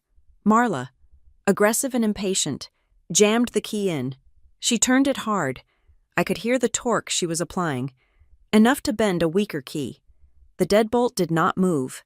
It was a Medeco high-security lock, installed by Miller yesterday. The key my father held was for a Schlager cylinder that was currently sitting in a dumpster behind the locksmith's shop. "What is wrong with this thing?" Marla snapped. She rattled the handle violently. "Hello, is the door stuck?" "Maybe it is the humidity," Bryce suggested from the back. "Wood swells up, you know." "It is not the humidity," Marla said. "The key goes in, but it won't turn. Gordon, did you grab the right set?" "It is the only set I have, Marla," my father said. "The one with the little boat keychain, same as always." "Well, it is not working." Marla kicked the bottom of the door. A dull thud echoed through the house. "Great, just great.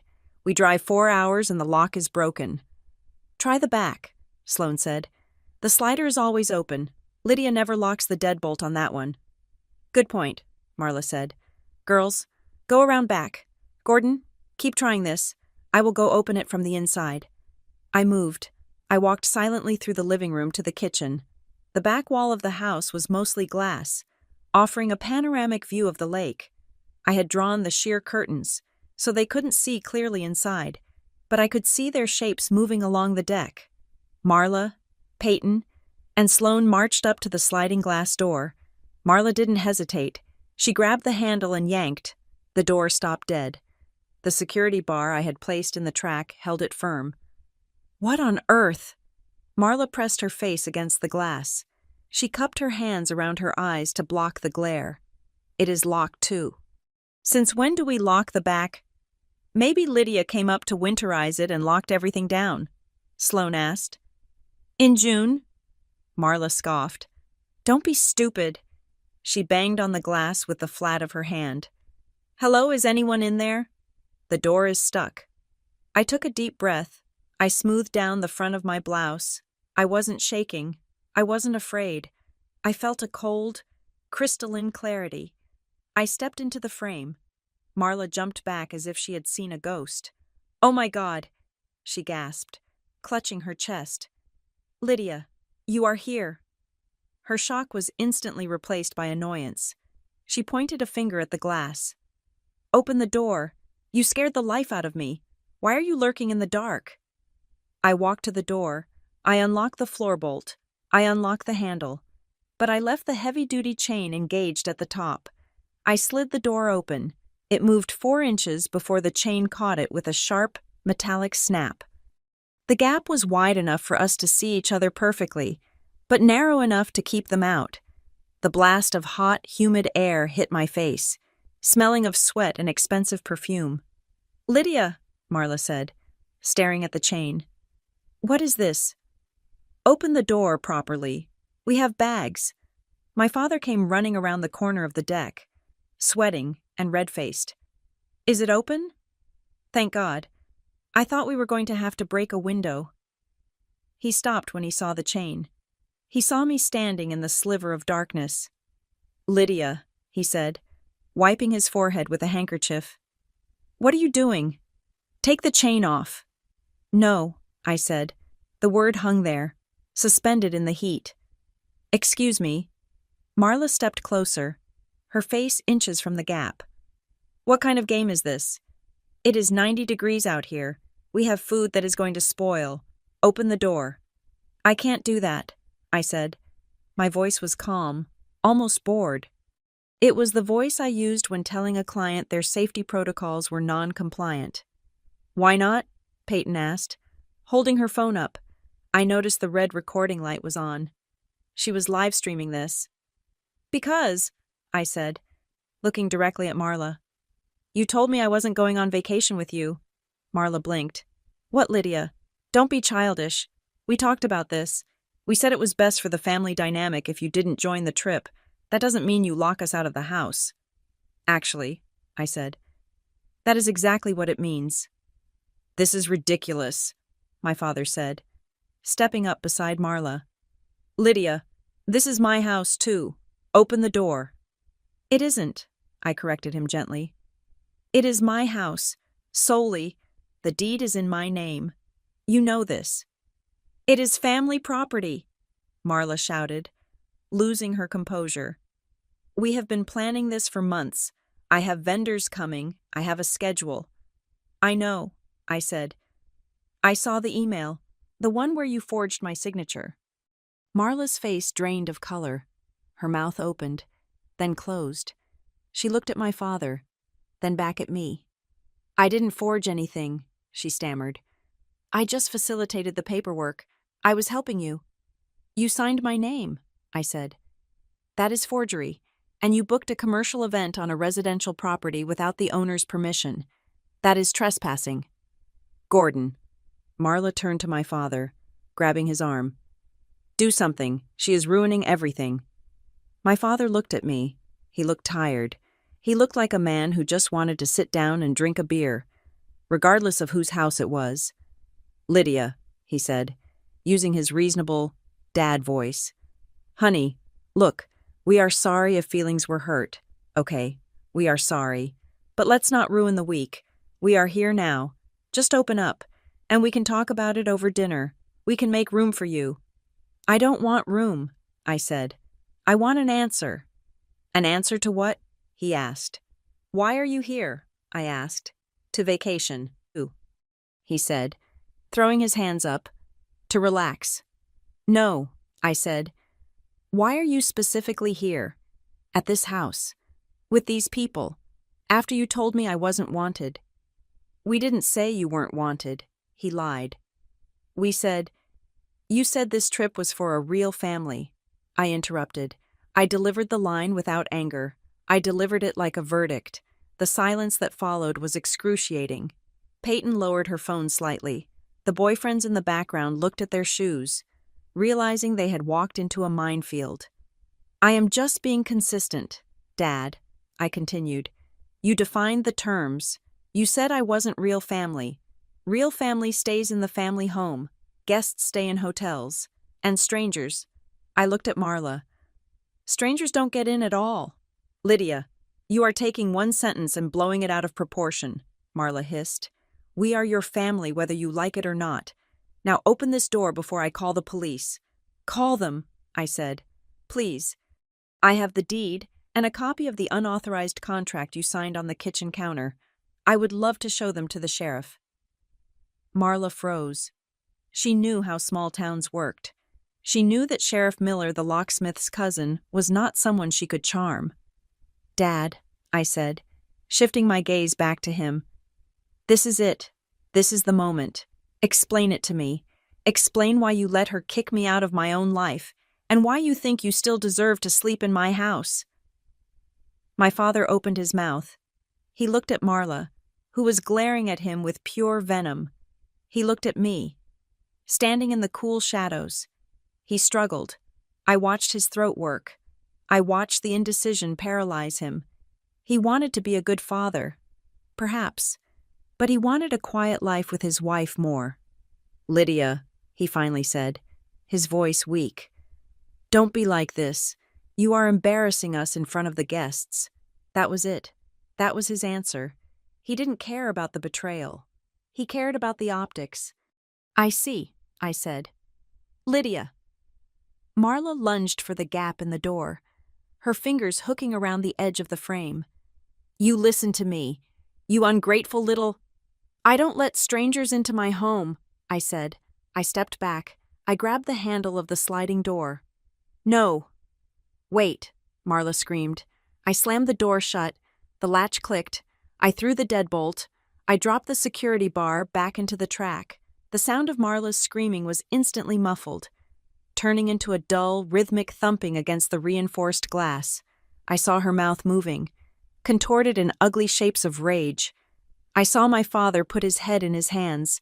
I saw Peyton raise her phone again, capturing the content of their humiliation. I stood there for a moment, watching them. My heart was beating steadily. My hands were still. I reached up and closed the heavy curtains, blocking them out completely. The room went dark. The silence returned. It wasn't the silence of abandonment I had felt as a child.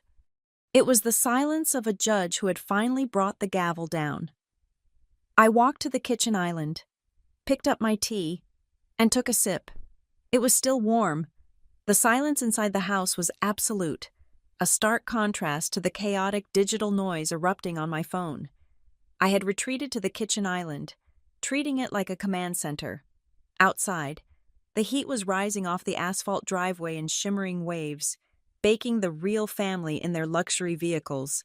Inside, I was cool, hydrated, and watching my reputation being dismantled in real time. Marla did not waste time.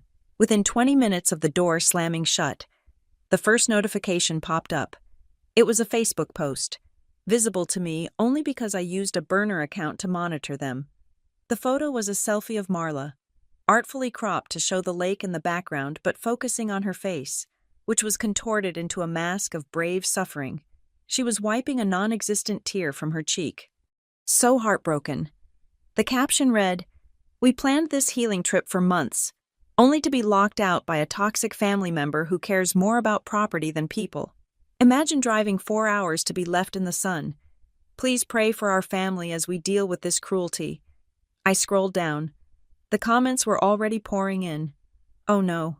Marla, that is awful. Is that the stepdaughter? I always knew she was trouble. Call the police. Hun, she was controlling the narrative.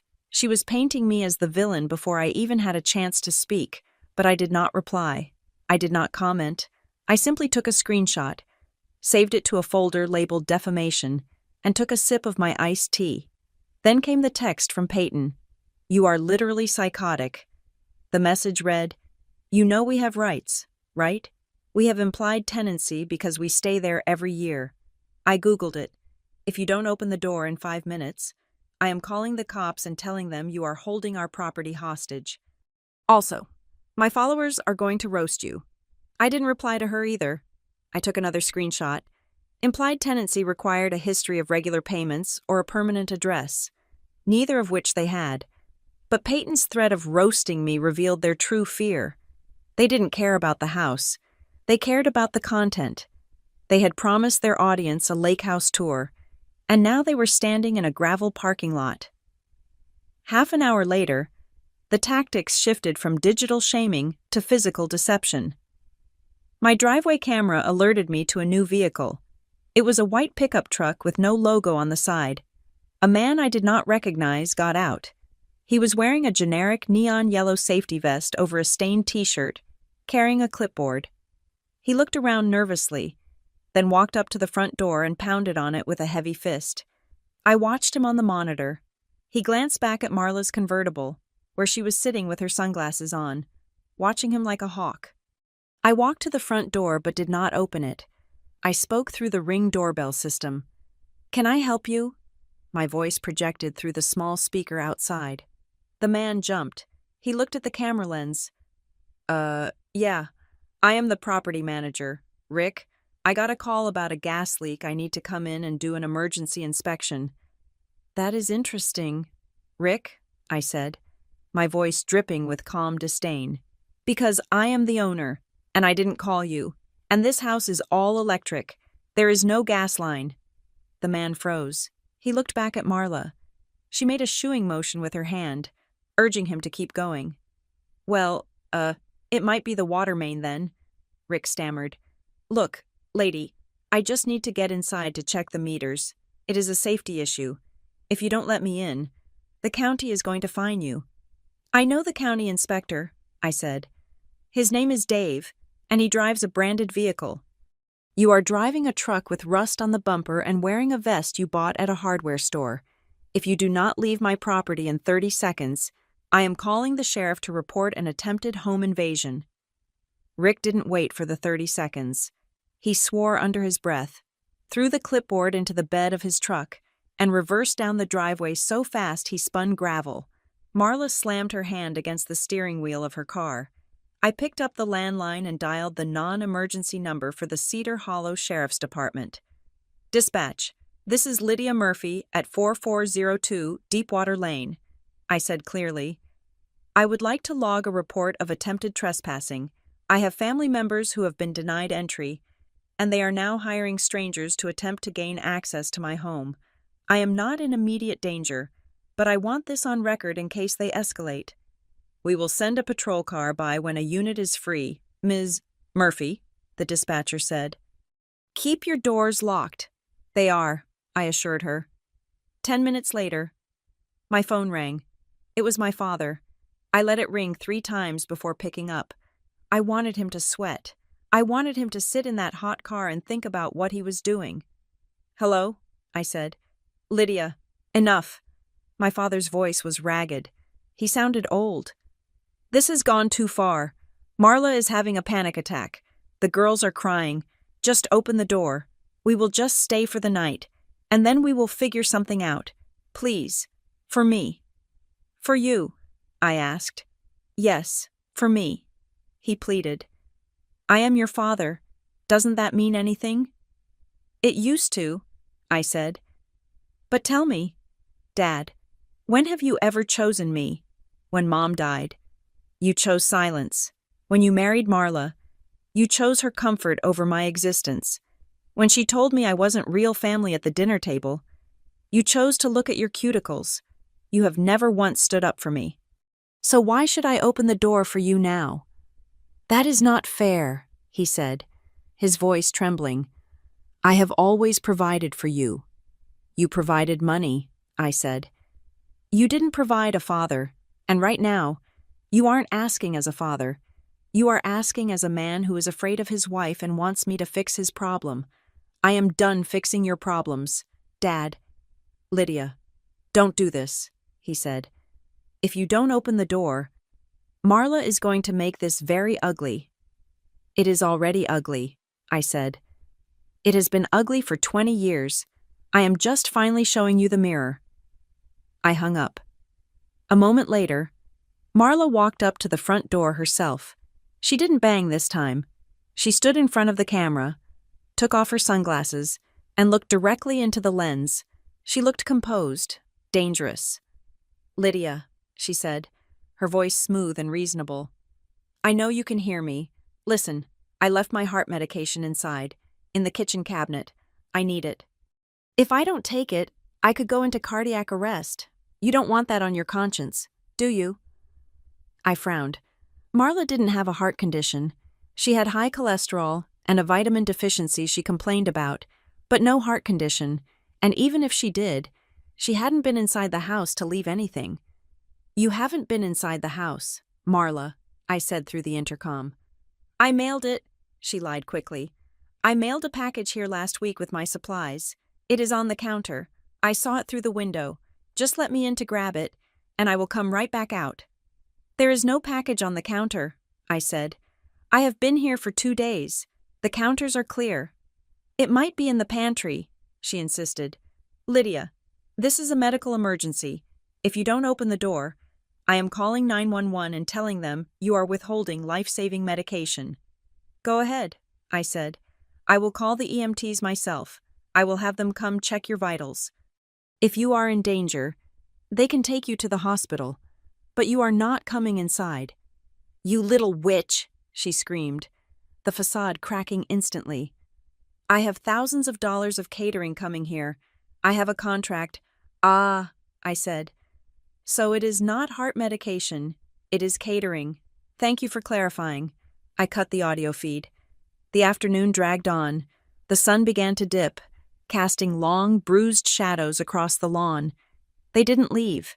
They sat in their cars with the engines running, wasting gas to keep the AC on. They were stubborn. They were waiting for me to break. They thought that eventually, the guilt or the fear would get to me. But they didn't know I had spent my entire career in compliance. I could outwait anyone. At 6 p.m, the camera on the back deck triggered. I pulled up the feed. It wasn't Marla or my father. It was Bryce, Peyton's boyfriend.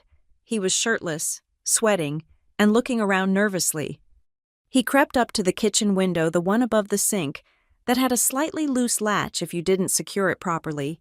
He produced a flathead screwdriver from his pocket. I hit the record button on my interface immediately. I watched as he wedged the screwdriver under the frame, trying to pry the window upward. He was trying to break into my home.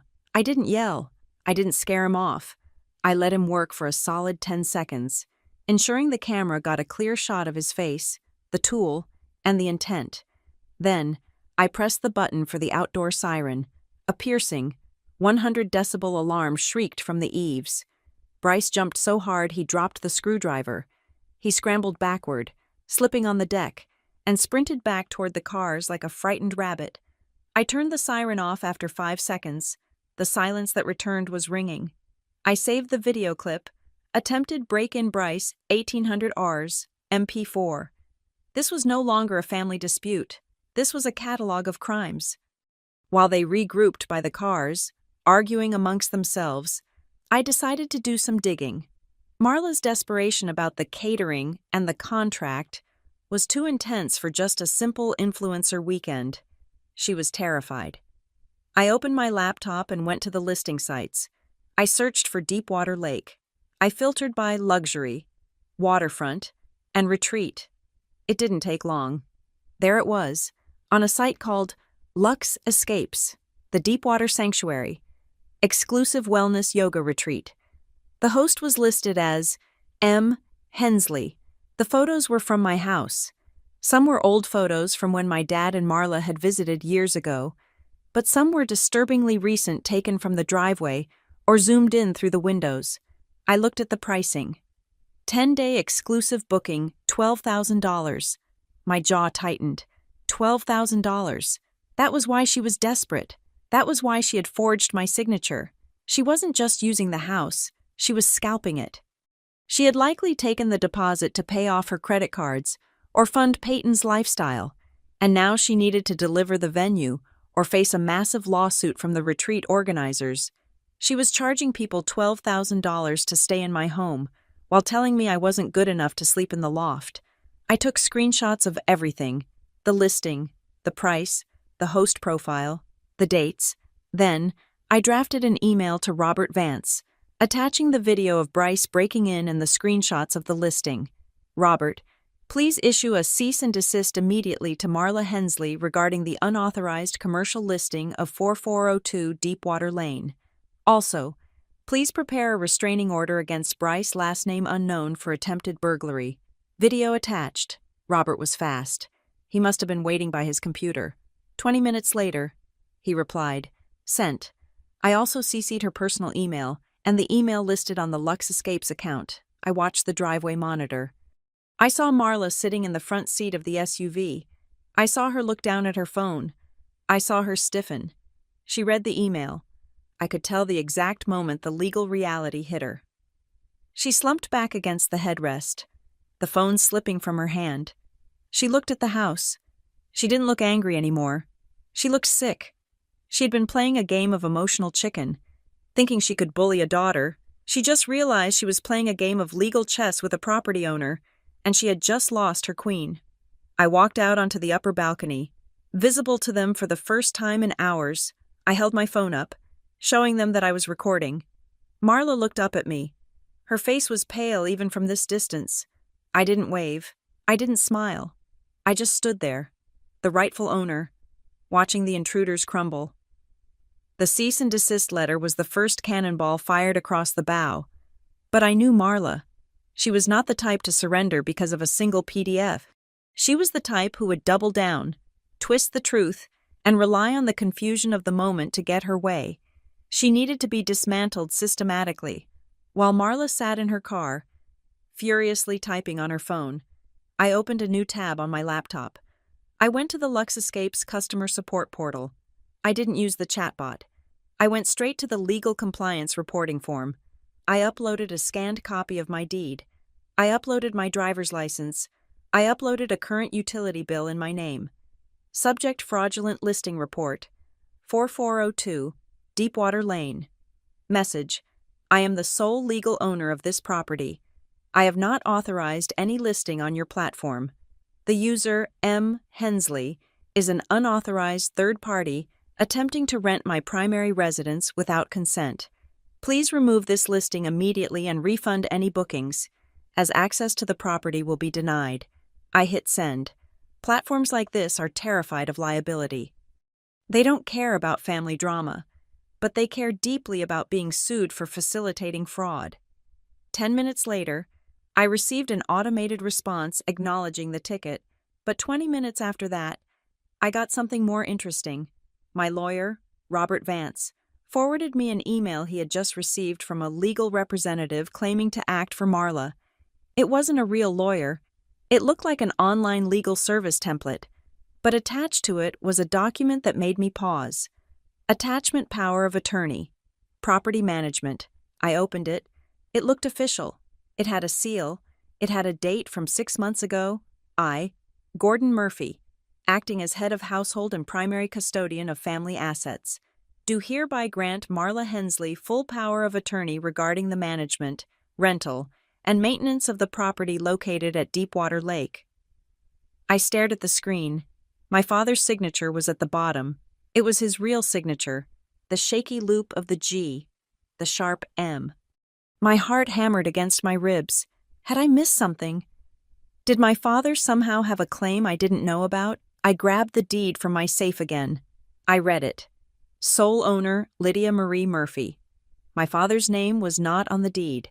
He couldn't grant power of attorney over a property he didn't own. It was like me granting someone power of attorney over the Statue of Liberty. It was legally meaningless, but the document revealed something crucial. Marla had manipulated him. She had convinced him that he did own it, or at least that he had the right to control it, and she had gotten him to sign a paper that she could wave in the face of vendors and platforms to make herself look legitimate. I needed to break the link. I needed to separate the puppet from the puppeteer. I picked up my phone. I didn't text Marla. I texted my father. Dad, meet me at the coffee shop in town. The Roasted Bean. Just you. If Marla comes, I leave. If you don't come in 20 minutes, I am filing a police report for fraud against both of you. I watched the monitor. I saw him look at his phone. I saw him say something to Marla. She grabbed his arm. He pulled away. It was a small rebellion, but it was a start. He got out of the SUV. He got into the driver's seat. Marla stayed in the passenger seat, looking furious. He started the car and backed out, leaving her there. I drove my rental car out the back way, taking the dirt service road so I wouldn't have to pass Marla at the entrance. The Roasted Bean was empty, save for a teenager wiping down the counter. I sat in a booth in the back corner. My father walked in 5 minutes later. He looked 10 years older than he had last week. His polo shirt was wrinkled, and his eyes were bloodshot. He sat down opposite me. He didn't order coffee. "Lydia," he said, his voice hoarse, "this has to stop. Marla is losing it. She says you are ruining her reputation." I placed my laptop on the table. I didn't scream. I didn't cry. I opened the screen and turned it toward him. "Look at this, Dad," I said. I showed him the Lux Escapes listing, $12,000. His eyes widened. He leaned in, squinting at the screen. $12,000. For what? For the house, I said. For my house. She is renting it out to strangers for $12,000 a week. Did you know about this? He shook his head slowly. She said she was organizing a retreat for some friends. She said they were chipping in for food. She never mentioned $12,000. I swiped to the next image, the power of attorney document. "And this?" I asked. "Did you sign this?" He looked at the paper. He rubbed his face with his hands. I think so. A few months ago, She brought me a stack of papers to sign, tax stuff, insurance updates. She said there was a form to help her manage the vendors for the summer maintenance. She said it would just make it easier so she didn't have to bother me every time the lawn guy needed a check. "Dad," I said softly, "this isn't for lawn guys. This is a document claiming you have ownership rights to my property. You signed a document giving her permission to sell access to a house you don't own." "I didn't know," he whispered. "I swear. Lydia, I didn't read it close enough. I just trusted her." "That is the problem," I said. "You trust her more than you respect me." I played the video of Bryce trying to pry open the window with a screwdriver. My father watched in silence. I saw the color drain from his face. He watched the boy he had welcomed into his home try to break into his daughter's house like a common thief. "He tried to break in," Dad stammered. "Marla sent him," I said. "She is desperate, Dad. She took a deposit, probably $4,000 or $5,000, and she spent it. Now she has to deliver the house or pay it back, and she can't pay it back, can she?" My father looked down at his hands. He looked defeated. "She has some debts," he admitted quietly. "Credit cards, some investments that didn't work out. She wanted this retreat to be a new start, a business venture. She said the lake house was just sitting there, wasting potential." "It is my home," I said, "not a business venture." "I know," he said. "I know that now." "Then fix it," I said. He looked up at me. "How she is in a state, Lydia. If I go back there and tell her it is over, she will destroy me. You don't know what it is like living with her when she doesn't get her way." "I do know," I said. "I lived with it for 15 years while you looked the other way." He flinched. "I need you to choose, Dad," I said. "Right now, you can go back to that car and be her accomplice. If you do, I will include you in the lawsuit. I will sue you for fraud, for conspiracy, and for damages. And I will win. Or you can stand up. You can tell her that you know about the money. You can tell her that you are withdrawing that fake power of attorney. And you can tell her to leave my property." He sat there for a long time. The hum of the refrigerator was the only sound in the shop. I watched him weigh his comfort against his conscience. "She has guests coming tomorrow," he said weakly. "Real guests, not just the family." "I know," I said. "The Soul and Spirit group. They think they are coming to a retreat. If we send them away, it will be a disaster," he said. "It is already a disaster," I said. "The only question is whether you are going to be on the side of the wreckage or the side of the cleanup." I reached into my bag and pulled out a single sheet of paper. It was a retraction of the power of attorney, drafted by Robert Vance. "Sign this," I said. "It formally revokes any authority you accidentally gave her. It protects you from when I sue her." He looked at the pen. His hand shook as he picked it up. He pressed the tip to the paper. He hesitated. "She will leave me," he whispered. "If she leaves you because you won't let her commit a felony against your daughter," I said. "Then she never loved you. Dad, she loved the lifestyle." He signed it. He pushed the paper back to me. He looked exhausted, but for the first time in years, his eyes looked clear. "I will talk to her," he said. "I will tell her we have to go." "Good," I said. "But Dad, actions, not words. If she is still in my driveway in an hour, I am calling the sheriff to remove her." He nodded and stood up. He walked out of the coffee shop. His shoulders slumped, but his step slightly heavier, more resolved. I waited 5 minutes, then drove back to the house. When I arrived, the atmosphere had shifted, the sun had set, and the driveway was lit by the harsh glare of my security floodlights. Marla was standing outside the car. She wasn't crying anymore. She was pacing. She looked like a caged animal. My father's SUV pulled in. He got out. I watched from the safety of my darkened kitchen, monitoring the feed. He walked up to her. I couldn't hear the words through the glass, but I saw the body language. He spoke. He gestured with his hands. A cutting motion. No more. Marla stopped pacing. She stared at him. Then, she exploded. She threw her hands up. She pointed at the house. She pointed at him. She was screaming. I saw Peyton and Sloane get out of the convertible, looking scared. My father stood his ground. He didn't retreat. He shook his head. He pointed to the car, indicating they should leave. It looked like I had won. It looked like he had finally done it. But then, Marla did something unexpected. She stopped screaming. She went deadly still. A slow, terrifying smile spread across her face. She pulled out her phone. She made a call. She spoke for only a few seconds, then hung up. She turned to my father and said something that made him freeze. She pointed down the road, toward the entrance of the driveway. I looked at the monitor for the driveway camera. Headlights, not one pair, 3 pairs. A convoy of vans was turning onto my property. They were white Sprinter vans, branded with the logo, Soul Spirit. They weren't supposed to be here until tomorrow. Marla had played her final card. She had called them. She had told them to come early. She knew that once the paying customers were physically on the property, once the retreat had begun, it would be much harder for me to kick them out without causing a massive public scene. She looked up at the house, right into the camera lens. She waved. It was a declaration of war. She wasn't leaving. She was invading. The sun rose over Deepwater Lake at 5:30 in the morning, but the peace usually promised by the dawn was shattered before the mist had even cleared from the water. I had not slept. I had spent the night in the leather armchair facing the bank of security monitors, watching the headlights cut through the darkness as more vehicles arrived. By 7 o'clock, my driveway looked less like a private residence and more like the staging ground for a mid-sized music festival. The vans that had arrived the night before had offloaded their cargo.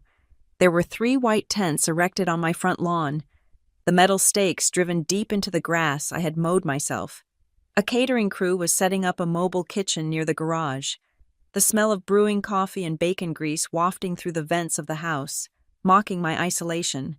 I watched Marla through the high-definition feed of the driveway camera. She had changed her clothes. Gone was the travel-weary woman from yesterday. She was now dressed in a flowing sage-green yoga ensemble that probably cost more than my first car. She wore a mala bead necklace and walked with an air of serene authority, directing the chaos as if she owned every blade of grass. "Welcome, everyone." Her voice drifted up to the house, amplified by the morning acoustics. "Welcome to the sanctuary. Please, leave your bags by the van. The energy here is about release. We are going to release our burdens before we enter the space." She was stalling. She knew she couldn't get into the house. She knew the doors were bolted and the codes were changed, but she was gambling on the fact that if she created enough of a spectacle, if she created a reality where the retreat was already happening, I would be forced to open the door to avoid public embarrassment. She was wrong. I had no embarrassment left. I only had evidence. I picked up my phone. My first call was to Robert Vance. "They are here," I said when he answered on the second ring. "They are setting up tents on the lawn. There are at least 15 people, not including the catering staff." "I am on my way," Robert said, his voice crisp. "Do not engage. Do not go outside. If they break a window, you call 911 immediately. Otherwise, wait for the sheriff." "I am calling the sheriff now," I said. I hung up and dialed the non-emergency line again. "Dispatch, this is Lydia Murphy. The situation has escalated. There are now approximately 20 people trespassing on my property. They have erected structures on the lawn. I need a deputy immediately." "We have a unit en route, Ms. Murphy," the dispatcher said. "Sheriff Miller is coming personally." I put the phone down and returned my attention to the screens. The scene outside was a masterclass in delusion. Marla was moving among the guests, mostly women in their 30s wearing expensive athleisure touching their arms, laughing, pointing toward the lake. She was playing the role of the benevolent hostess perfectly. But the cracks were showing. Every few minutes, she would glance nervously at the front door. She would look at the upstairs windows, her eyes searching for me behind the curtains. Then, the digital assault began. Peyton was standing near the large oak tree by the driveway. She had a ring light set up on a tripod, powered by a portable battery pack. She was talking animatedly to her phone, gesturing wildly at the house. I pulled up Instagram on my burner account. The live stream was active. 2,000 people were watching. You guys, I can't even explain the negativity we are dealing with right now, Peyton was saying, pouting at the camera. We are here at our family estate, trying to host this beautiful soul-healing event, and my stepsister has literally locked us out. She is having a tantrum because she wasn't invited to lead the meditation or something. It is so toxic. I hit the record button on my screen capture software. Like, this is her house, technically, Peyton continued, rolling her eyes. Her name is on the deed because my aunt died and left it to her for tax reasons. But we have always used it. It is family property. And now she is power tripping. She is literally holding the house hostage while we are out here sweating. It is abusive. Honestly, I smiled. It was a cold, sharp smile. Thank you, Peyton, I whispered. She had just admitted to 2,000 witnesses that she knew the house belonged to me. She had admitted that the legal title was in my name. She had destroyed any claim of good faith regarding their right to be there. She had just confessed to willful trespassing. Outside, the mood was shifting. The guests were getting restless. It was hot. The bugs were biting, and they had not been allowed inside to use the restroom or change. One woman, a tall brunette with a severe bob cut, separated from the group. She marched up the front walkway, ignoring Marla's attempts to intercept her. She came right up to the front door and hammered on the wood. "Hello," she shouted. "Excuse me. We have been out here for an hour. I need to use the facilities." I walked to the door. I did not unlock it. I spoke through the heavy wood, my voice loud enough to be heard but not shouting. "The house is closed," I said. "This is private property. You have been scammed." "What do you mean, scammed?" the woman yelled back. "I paid $3,000 for this retreat. I have a confirmation email." "You paid Marla Hensley," I replied. "You did not pay the owner of this property. Marla Hensley has no right to rent this house. She has no keys. She has no contract. You are trespassing on a private residence. I suggest you ask for your money back and leave before the police arrive." The woman stepped back, looking stunned. She turned around and looked at Marla. "Marla?" the woman asked, her voice carrying a dangerous edge. "What is she talking about? You said you owned this place." Marla rushed forward, her face flushed. "Ignore her. She is mentally unstable. It is a domestic dispute. We are handling it. Please, just go grab a mimosa by the tent. We will be inside in 5 minutes. Gordon is getting the spare key." "I don't want a mimosa," the woman snapped. "I want to go to the bathroom. And why is the owner saying we are trespassing?" "She is not the owner," Marla shrieked, her voice cracking. "She is just the caretaker. She is fired. Gordon, get over here." My father was standing by the SUV, looking like he wanted the earth to open up and swallow him whole. He didn't move. He held a piece of paper in his hand, the revocation letter I had made him sign. He looked at Marla. Then he looked at the ground. Marla saw that she was losing the room. The guests were murmuring. The catering staff had stopped working and were watching the drama unfold. Peyton had turned her camera to film the argument. Sensing that the conflict would get more views than the meditation, Marla needed a nuclear option. She needed to be the victim. I saw her eyes dart around. I saw the calculation. She grabbed her chest. She let out a gasp that sounded like a deflating tire. "Oh my God," she moaned. "My heart, I can't breathe." She staggered. She grabbed the railing of the porch steps. Then, with the grace of a bad soap opera actress, she collapsed onto the gravel. "Mom!" Peyton screamed, dropping her phone. "Mom, oh my God, she is having a heart attack." The guests gasped. Several people rushed forward. "Open the door," Peyton yelled at the house, tears streaming down her face. "You killed her. Open the door. She needs water. She needs AC." "Let her in," the brunette guest shouted. "Are you crazy? She is dying." My hand hovered over the deadbolt. For a split second, the instinct to help, the instinct to be a human being, flared up. But then I looked at the monitor. Marla was lying on the ground, her eyes closed. But her hand, the one that had clutched her heart, was carefully placed to cushion her head against the stones. And I saw her eyelids flutter. She was peeking. She was checking to see if the door was opening. It was a siege tactic. If I opened the door to help her, they would swarm in. They would establish tenancy. They would never leave. I did not touch the lock. I picked up my phone and dialed 911. "Emergency," I said calmly. "This is Lydia Murphy again. I have a woman collapsed on my driveway at 4402 Deepwater Lane. She is claiming cardiac distress. She is conscious but on the ground. Please dispatch an ambulance immediately." "They are already on the way for the disturbance," the operator said. "Stay on the line." I walked to the intercom. "I have called the paramedics," I announced. My voice boomed over the porch. "They are 2 minutes away. Do not move her." "You monster," Peyton screamed. "Open the door." "If she is having a heart attack," I said. "Moving her inside won't save her. Medical professionals will. They are coming." Marla's hand twitched. She heard me. She realized I wasn't buying it. She realized I wasn't going to break. A siren wailed in the distance, getting louder. The guests looked relieved.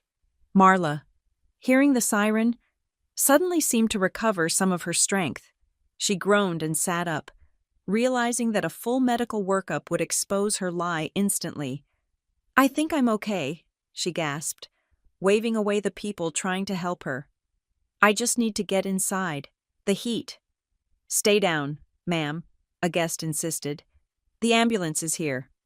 A sheriff's cruiser and an ambulance turned into the driveway, lights flashing. The cruiser crunched over the gravel, scattering the crowd. Sheriff Miller stepped out. He was a big man, wearing a wide-brimmed hat and a look of absolute exhaustion. He adjusted his belt and walked toward the porch. 2 EMTs jumped out of the ambulance and ran toward Marla. "Ma'am, stay down," one of them said.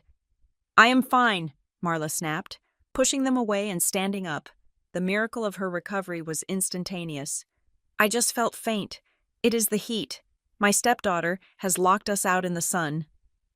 Sheriff Miller looked at Marla. He looked at the tents. He looked at the angry guests. Then he looked up at the camera above the door. He knew I was watching. He walked up to the door and knocked. "Ms. Murphy?" he called out. "It is Sheriff Miller. Can you come out? Please." I unlocked the deadbolt. I unlocked the handle. I opened the door and stepped out onto the porch. I closed the door behind me and locked it again with the key in my pocket. I held a file folder in my hands. "Good morning, Sheriff," I said. "Lydia," Marla shouted, pointing a shaking finger at me. "Arrest her! She is endangering the welfare of her family. She is stealing our venue." "Quiet down," Sheriff Miller said, holding up a hand. He looked at me. "Okay, Lydia, what is going on here? I have reports of trespassing, fraud, and a disturbance of the peace." "That is correct," I said. "I am the sole owner of this property. These people," I gestured to the crowd, "are trespassing. They have been scammed by that woman, Marla Hensley, who sold them a retreat at a location she does not own and does not have permission to use." "That is a lie," Marla yelled. She reached into her oversized bag and pulled out a crumpled document. "I have power of attorney. Gordon signed it. I have full rights to manage this property." She thrust the paper at the sheriff. Sheriff Miller took it. He put on his reading glasses. He looked at the document. "This is a power of attorney granting management rights to Marla Hensley from Gordon Murphy." The sheriff read. "See?" Marla cried triumphantly. "Tell her to open the door. We have a schedule to keep." "However," the sheriff continued, looking over his glasses at Marla, "Gordon Murphy does not own this house. I pulled the deed this morning. Lydia Murphy is the sole owner. Gordon Murphy cannot grant rights to property he doesn't possess." "But we are married," Marla stammered. "It is family property. What is mine?" "Not if the deed is in the daughter's name alone," the sheriff said. "And even if this document was valid." He paused. He looked toward the SUV. "Mr. Murphy?" the sheriff called out. My father walked forward. He looked like a man walking to the gallows. He stopped at the bottom of the porch steps. He didn't look at Marla. He looked at me. "Gordon, tell him." Marla demanded. Tell him you authorized this. Tell him this is our house. My father took a deep breath. He reached into his pocket and pulled out the paper I had given him at the coffee shop. Officer, my father said, his voice quiet but steady. I revoke any authorization I may have signed. I was misled about the nature of the document, and I confirm that I have no ownership claim to this property. It belongs to my daughter. Marla froze. The color that had returned to her face after her fake heart attack drained away again, leaving her looking gray and old. Gordon, she whispered, what are you doing? I am stopping it. Marla, he said. It is over. The guests were silent. The only sound was the hum of the cicadas and the idling engine of the catering truck. Sheriff Miller handed the power of attorney back to Marla. Ma'am, he said, his voice dropping to a low, serious baritone. It appears you have collected money for a venue you do not secure. That is a civil matter for these folks to take up with you. He hitched up his belt. But as for your presence here right now, he looked Marla dead in the eye. You have been asked to leave by the legal owner. You have been given notice. You are currently refusing to vacate. Marla looked at the sheriff. She looked at the guests who were now glaring at her with realization dawning in their eyes. She looked at my father, who had turned his back on her. Then, she whipped her head around and looked at me. Her eyes were black holes of hate. Ma'am, the sheriff said, stepping closer to her. You may be trespassing, and if you don't clear this driveway in 10 minutes, I will have to place you in the back of my car. I stood on the porch, clutching my folder. I didn't smile. I didn't gloat. I just held her gaze, waiting for the final crumble. The arrival of Sheriff Miller did not bring the chaos I expected. Instead, it brought a heavy, bureaucratic calm that settled over the driveway like a wet blanket. He was a man who had seen enough domestic disputes to know that the loudest person was usually the one in the wrong, and Marla was very, very loud. He stepped between me and the mob of confused yogis. He raised his hands, palms out, signaling for silence. Folks, Miller boomed, his voice carrying easily over the sound of the idling vans. Listen up. I have reviewed the property records. This residence belongs to Ms. Lydia Murphy. She has not authorized any event, any retreat, or any gathering on these premises. A collective gasp went through the crowd. The guests turned to one another, whispering furiously. The brunette woman who had demanded to use the bathroom stepped forward again, her face flushed with anger. But we paid, she said, waving her phone. We paid a deposit. We drove 5 hours. I understand that, ma'am, Miller said, hitching his belt. But you paid a woman who had no right to sell you this service. That makes you victims of fraud, not tenants. You are currently trespassing on private land. I am going to have to ask you all to vacate the property immediately. As for your money, that is a civil matter you will need to take up with Mrs.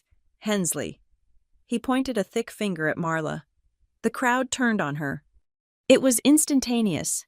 The peace and light energy evaporated, replaced by the sharp, jagged edge of consumer rage. Marla, the brunette asked, you said you owned the deed. You showed us a picture of the deed. I do, Marla stammered, backing up against the hood of the SUV. It is a technicality. It is a family trust. Lydia is just being difficult because she is jealous. She is trying to sabotage me. It is not a technicality, I said. My voice was low, cutting through her shrieking. I walked down one step of the porch, holding my file folder. And it is not about jealousy. I opened the folder. I pulled out the printout of the email chain where Marla had impersonated me. I pulled out the cease and desist letter my lawyer had time-stamped. Sheriff, I said, this is a record of Marla Hensley using my identity to secure contracts. And this, I held up a screenshot of the listing, is the advertisement where she claimed to be the owner. Marla lunged forward. Don't look at that. It is fake. Sheriff Miller stepped in her path. He took the papers from my hand. He scanned them. He looked at the signature on the contract, the digital forgery of my name. Mrs. Hensley, Miller said, this looks like you signed Ms. Murphy's name to a legal document. That is forgery in the second degree. I was acting as her agent, Marla cried. It is a family business. I never hired you, I said. I never agreed to this. You didn't do this for the family, Marla. You did this because you are broke. How dare you, she screamed. I am your mother, practically. You are not my mother, I said.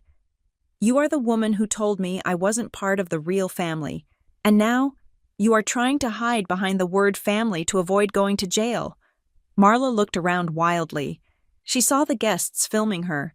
She saw Peyton and Sloane standing by the convertible, their faces pale. Peyton was still live streaming, but she had lowered the phone, realizing that the narrative had slipped from her control. Her followers weren't seeing a victim. They were seeing a grifter. Gordon, Marla turned to my father. Tell them we had a verbal agreement. Tell them Lydia said it was okay. This was the moment, the final test. My father looked at Marla. He looked at the desperation in her eyes, the ugliness of her entitlement. Then he looked at me. I stood on the stairs of my mother's house, the house he had abandoned emotionally years ago. He took a deep breath. No, my father said. Marla froze. What? We didn't have an agreement, my father said. His voice was stronger this time. Lydia told us explicitly that we weren't welcome. She told us not to come, and that paper you made me sign, you told me it was for the landscapers. You lied to me. Marla. You spineless old fool, Marla hissed. I did this for us, for our retirement. You did it for yourself, he said. I decided it was time to end it. I reached into my pocket and pulled out my phone. There is one last thing, I said to the sheriff. Just so we are clear on the intent, I tapped the screen. I connected via Bluetooth to the outdoor speakers I had installed on the porch years ago. A recording began to play. It was a voicemail Marla had left for a friend 3 weeks ago. I had captured it because she had used the landline at my father's house, which was still part of a family plan I managed and had access to. Her voice boomed across the lawn, crisp and clear. Oh, don't worry about Lydia. She is a doormat. I will just book the retreat. Once the people are there, she won't have the guts to kick us out. We will just move in and act like we own it. She never fights back. It is free money, honey. The recording ended. The silence that followed was heavy. The guests looked at Marla with pure disgust. Even Peyton looked away, unable to defend her. She never fights back, I repeated, looking Marla in the eye. You were banking on my silence. You bet everything on the idea that I would be too polite to protect myself. I took a step down. You lost that bet. Sheriff Miller cleared his throat. He pulled a notepad from his pocket. Mrs. Hensley, he said, I am issuing you a citation for criminal trespass. I am also advising these folks. He gestured to the guests. That they have grounds to file charges for theft by deception. If you do not leave this property in 5 minutes, I will arrest you for disorderly conduct. Marla looked at the sheriff. She looked at the guests who were demanding refunds. She looked at the house she had coveted. She didn't scream again. She seemed to shrink. The air of superiority collapsed, leaving behind a small, bitter woman in expensive yoga clothes. Fine, she spat. Keep your rot-infested cabin. It is ugly anyway. She turned and marched to the SUV. Get in the car, Gordon, she commanded. My father didn't move. I said, get in the car, she shrieked, slamming the door. No, my father said. I will ride with the girls. He walked over to the convertible where Peyton and Sloane were sitting. They looked terrified. They had live-streamed their mother's humiliation and their own complicity. They knew the internet would tear them apart. They unlocked the doors, and my father slid into the back seat. Marla sat alone in the SUV. She started the engine. She revved it hard. A final, impotent display of power. Then, she reversed out of the driveway, kicking up dust, and sped off down the road. The guests began to disperse. They packed up their mats. They glared at me, some still blaming me for ruining their vacation, but most just looking defeated. I didn't care. I watched them load into the vans. Sheriff Miller walked up to the porch. He tipped his hat.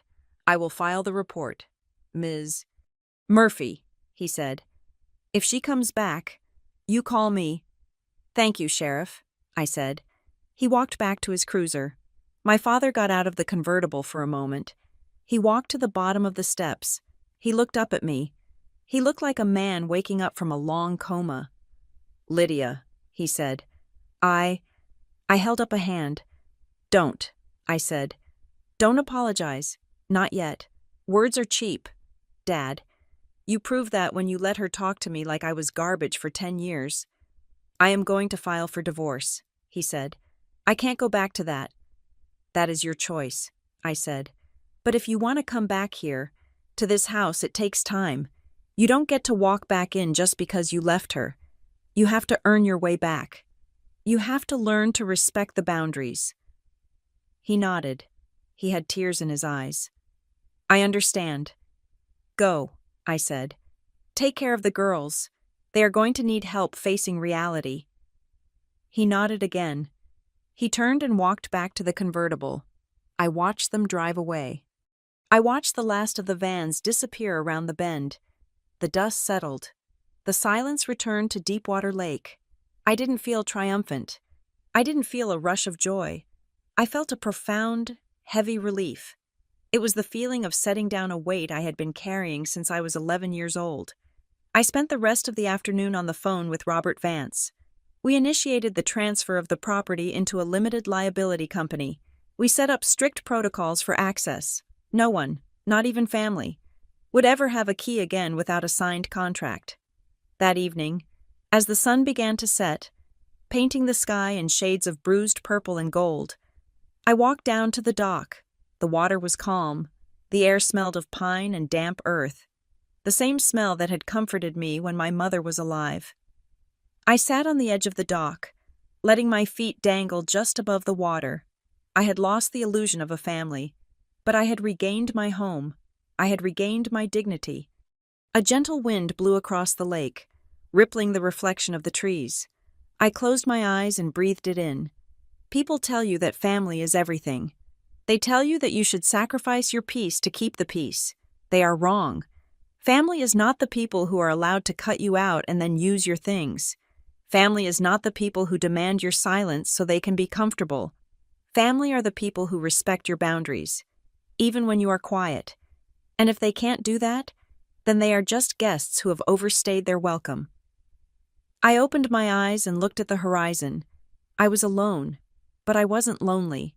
I was finally, truly, home. Thank you so much for listening to this story. I would love to know where you are tuning in from today. So please leave a comment down below sharing your location and your thoughts on Lydia's revenge. If you enjoyed this story, please make sure to subscribe to Maya Revenge Stories. Hit that like button and smash the hype button to help this video reach more people.